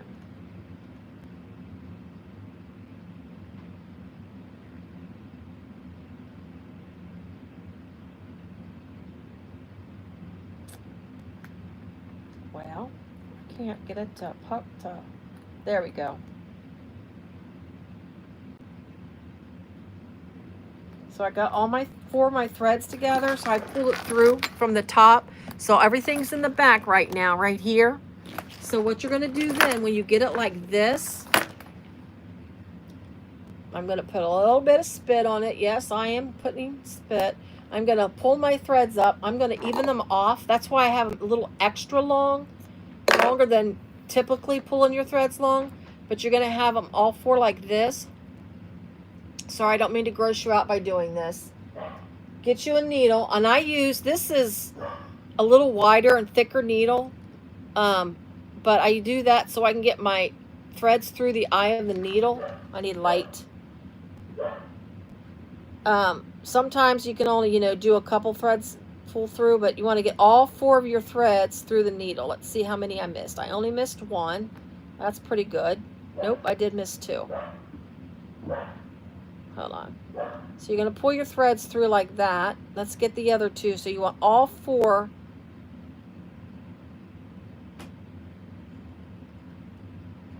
All 4 of your threads through the needle. Like that. There we go. See, I got them all in there like that. And now what you're going to do is you're going to take your needle, go through the hole in the back of the bag. It's hard to do this on camera. See how, I don't know if you can see how that is. You're going to go through that center hole. So you're going to take your needle through the center hole, but then you're going to push your needle, come up between these 2 layers. Here, you want your needle to come right up between there. So I'm going to take this. That's why you want them a little extra long, because you need that space to work your needle. This is tough on the hands, I'm not going to lie. Especially when you have a thicker vinyl. It is tough. It would be a lot easier just to back stitch it. But we're going to work with it. I'm going to push my needle through though with my table, because that's the only way I can do it. Oops, I'm going through. Just try to be careful not to go through the front of your vinyl. Well, hold on a second. I'm also trying to be careful not to hit. There we go. I think I've got it through enough to, I just need, trying to use my table to push it, because I can't grab the needle to push it through.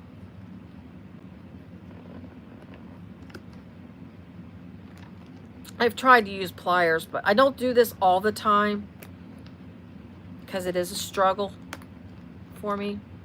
All right, got it. Look at that. So you're going to pull your threads through. Let's see if my pliers can hold on to the needle.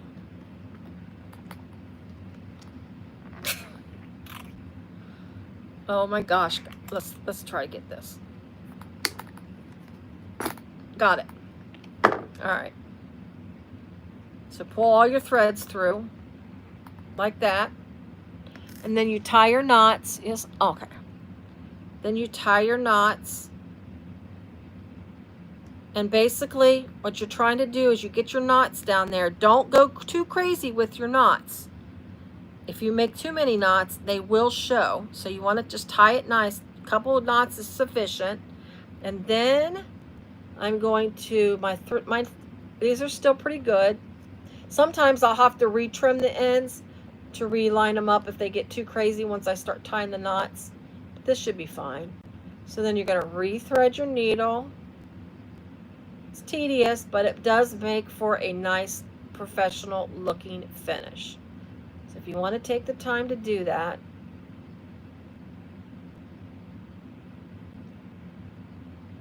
I think, let's see, how many did I miss? How many do I have left? Oh, I still got 2. There's another one. Hold on to that one.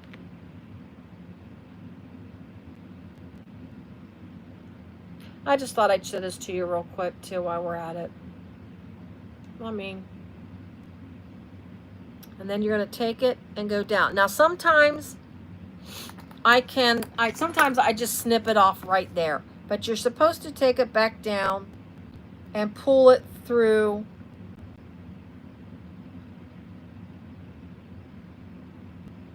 You can take it down into the lining. Now, if this wasn't a drop-in, you would just pull it through and then just take it out through the bottom of the lining and cut it off there. But since this is a drop-in, you got to take it down and pull it through one of the holes, like next to the one that you just pulled in from. Take it and pull it right back, poke it right back through one of the holes next to it on the inside.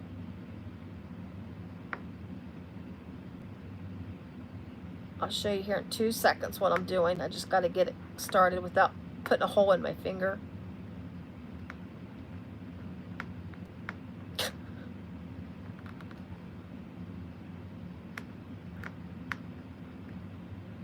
It's wanting to go higher up. I can see where it's wanting to poke through.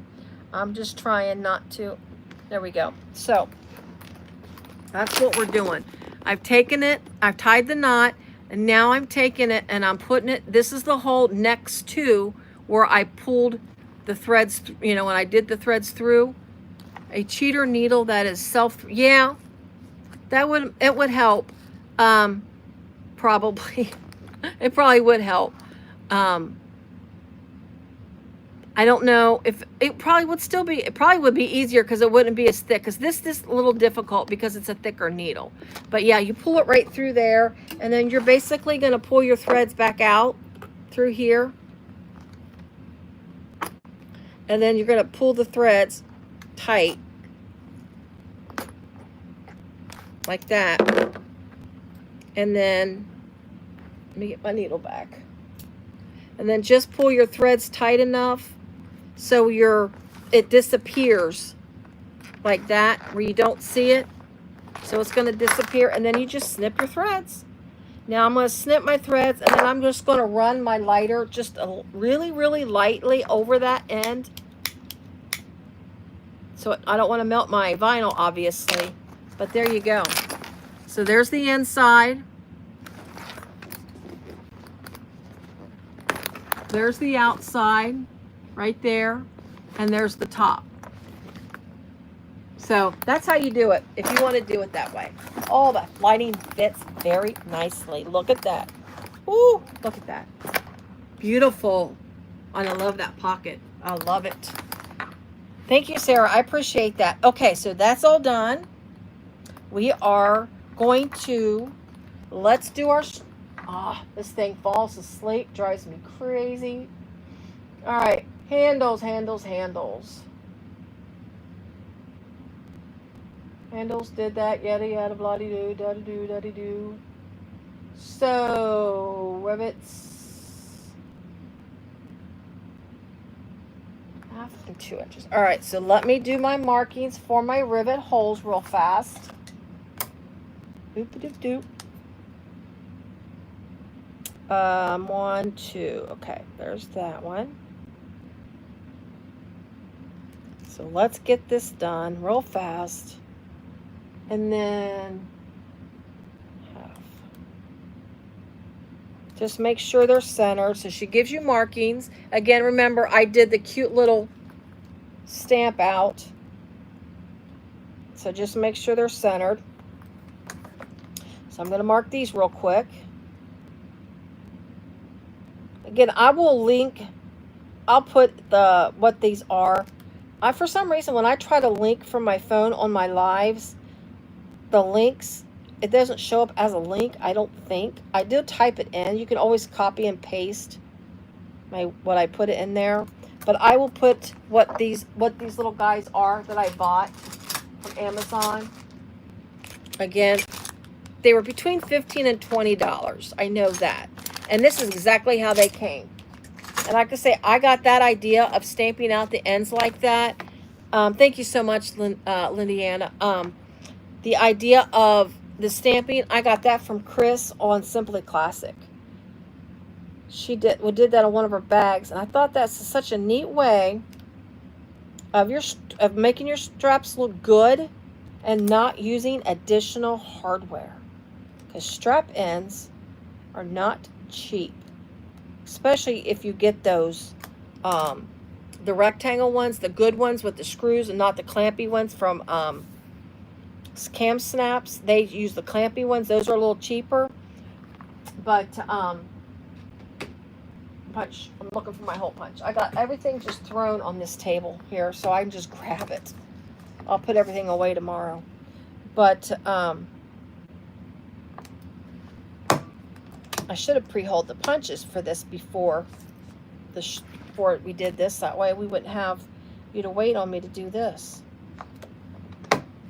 But anyway, I mean, this is cute if they show too, like if it was like on, but these do fold, they do fold up on the strap handles. So, but still, I think it's still nice looking.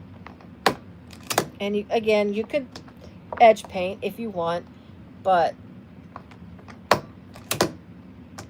because of the way the straps are and the color of this, I don't think edge painting is necessary on this. So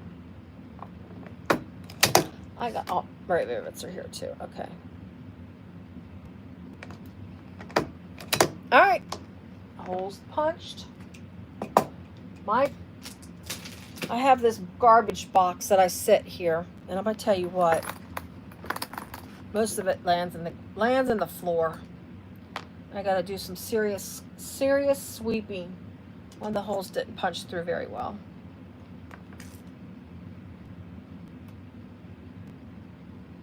There it is. All right, let's do the straps and let's take a look at my bag. Oof. I hope this is thick. This should work. I think these should work. All right.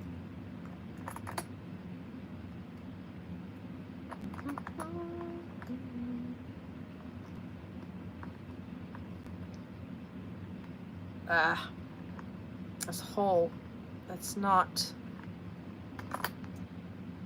My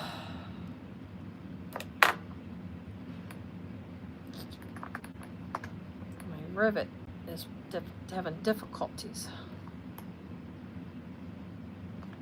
It's all open. I just can't get it to. There we go. Got it. The post and the caps are in two different bags. They came wherever. I don't remember where I ordered these from. These rivets just fit. I'm not gonna lie, they just fit.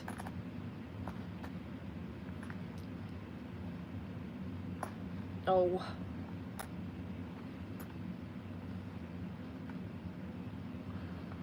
Working on it. Sorry guys, this is taking an extra minute. There we go. I just wanted to do the whole bag and show what it looks like. Oh, that's pretty. I would love it. And I'm going to stick my see if my laptop fits in it, just for perspective on the size and what this bag is capable of. I'm not going to, and my laptop that I have, what is it? 15, 17 inch? I can't remember. I've had it for a while, so I don't remember what the size is. I mean, I want to say it's a standard laptop. My first laptop was, it had the keyboard, the like, it's like a key, it had the numbers, a number pad, just like a keyboard. My other laptop, that one was big, but I could never find anything to put that laptop in. But this one here I have, it does not, and it's like a standard, I said it's like a standard one. So maybe it's a 15-inch laptop. I don't know.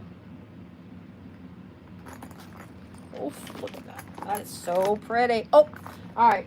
Let's get the big, let's see if I can get this without breaking up.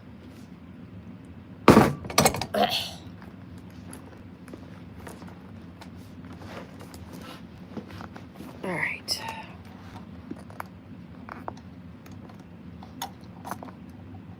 Make sure I'm centered so I don't smash my rivet.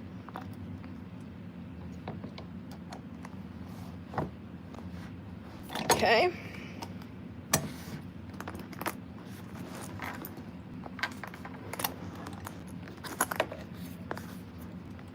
Oh, that hurt my knuckle. That could be right in the sore knuckle. I need to stand up and do this. I need to stop being so lazy. And I need to get these rivets out of the way before I have the floor full of rivets. Because if I just knock these on this floor tonight, I'm going to tell you what, they will sit on my floor all night. I will not mess with cleaning these things up tonight. This is crazy. All right.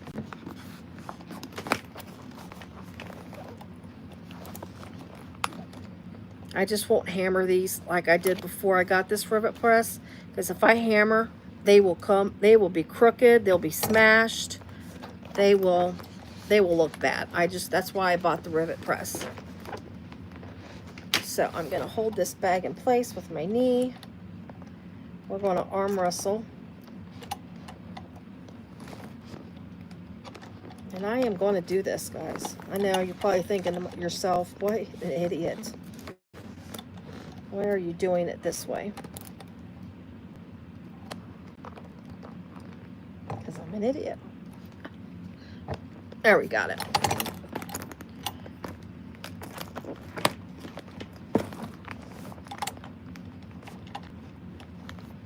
I mean, I get it on there. It's just that I'm just trying to be really careful not to smash the rivet. Because if I goes off center, then it will have that smashed look. And that's why I obviously don't want that. I just need to hit to the side. It works really much better if I put it to the side. I just got to make sure it's center right.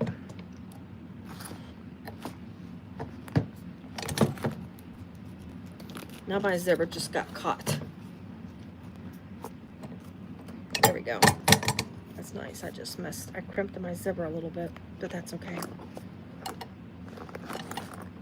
Boom. Oof, look at that. Ain't she pretty? Ain't she pretty? Oh.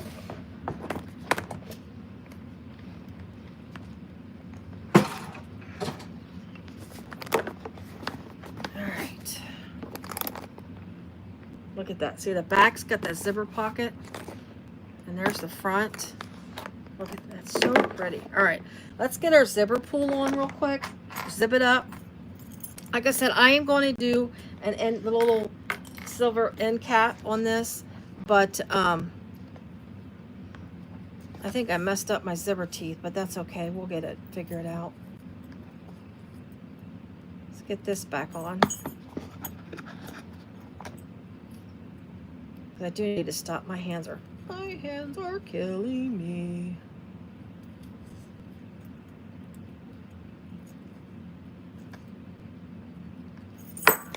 Are you serious right now, Toni?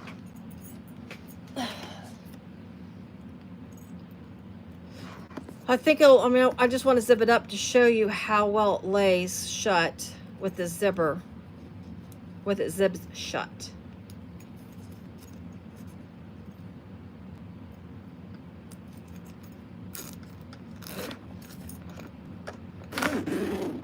Oh, look at that. Let's get that, tuck that in. All right, let me bring my camera up a little bit. Trying to keep my face out of it. Okay, so here's my bag. There's the bag, the finished product. Let's get my crossbody on. Again, I just got to put that little end cap on, but yeah. This strap, again, this is from Size Swag Bags. I got this from her. Now, I don't know how much of this she has left. I think she had it on sale when I bought it, as I think she was trying to get rid of it. I don't know, but I love it. It matches, I mean, perfectly with this bag. There's my crossbody strap. There is my handles. And look, I didn't have to put the expensive hardware on because I did that little bit ditty there. All right, guys, I'm going to unzip it. Let's say if I want my zipper to stop here, we're going to say this is where our zipper's unzipped, right here. I love that heart, big heart. Where's my laptop? If I can get my bench out of my way. I'm going to grab my laptop. And let's see.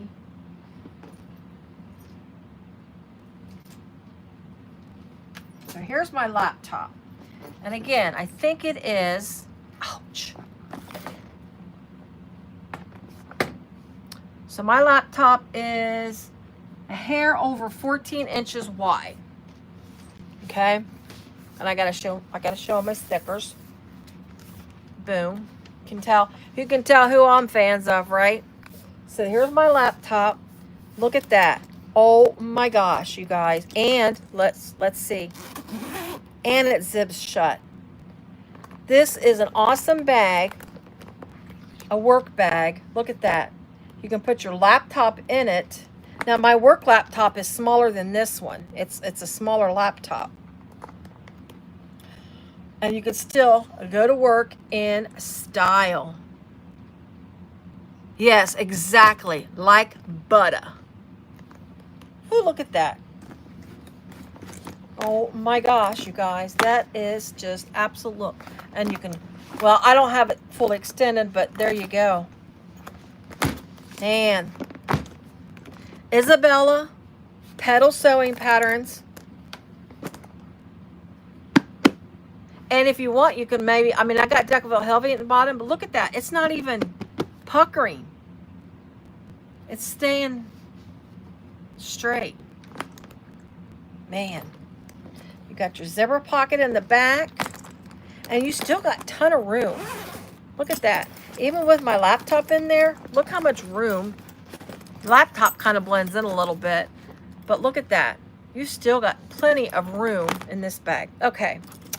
Well, guys, thank you guys so much for sitting with me tonight. Let me sit down and get back in the camera view. Let me get my readers off the face. Thank you so much for sitting with me tonight and working with me and sewing with this. I really didn't think it was going to take this long, but you know, you don't want to slop it up just because it's alive. We don't want to be sloppy, right?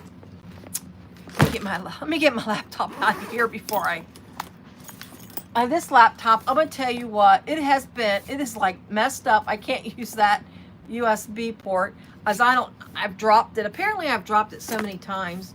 I don't know. It's a mess. I need to get me a Mac is what I need for my editing. But anyways, thank you so much. I appreciate it. Go get if you like, again, you can make this smaller, but just the style of the bag is so awesome. I love it. Isabella by Petal Sewing Patterns. I'll put a link in. I'm going to try to get everything updated. I got some links in there already, but I'll try to update it later tonight. I'm going to go upstairs, rest for a minute, and then I will go in and update everything. And guys, thank you so much. I so much appreciate you sitting with me. You guys are absolutely wonderful. You're wonderful. I appreciate it. Have a good evening, a good day, and good night. I'm going to bed. Guys, talk soon. I'll try to get something worked out for next week for a live. We'll see. I'm going to try to figure out what I want to sew. So, good night, everybody. Bye.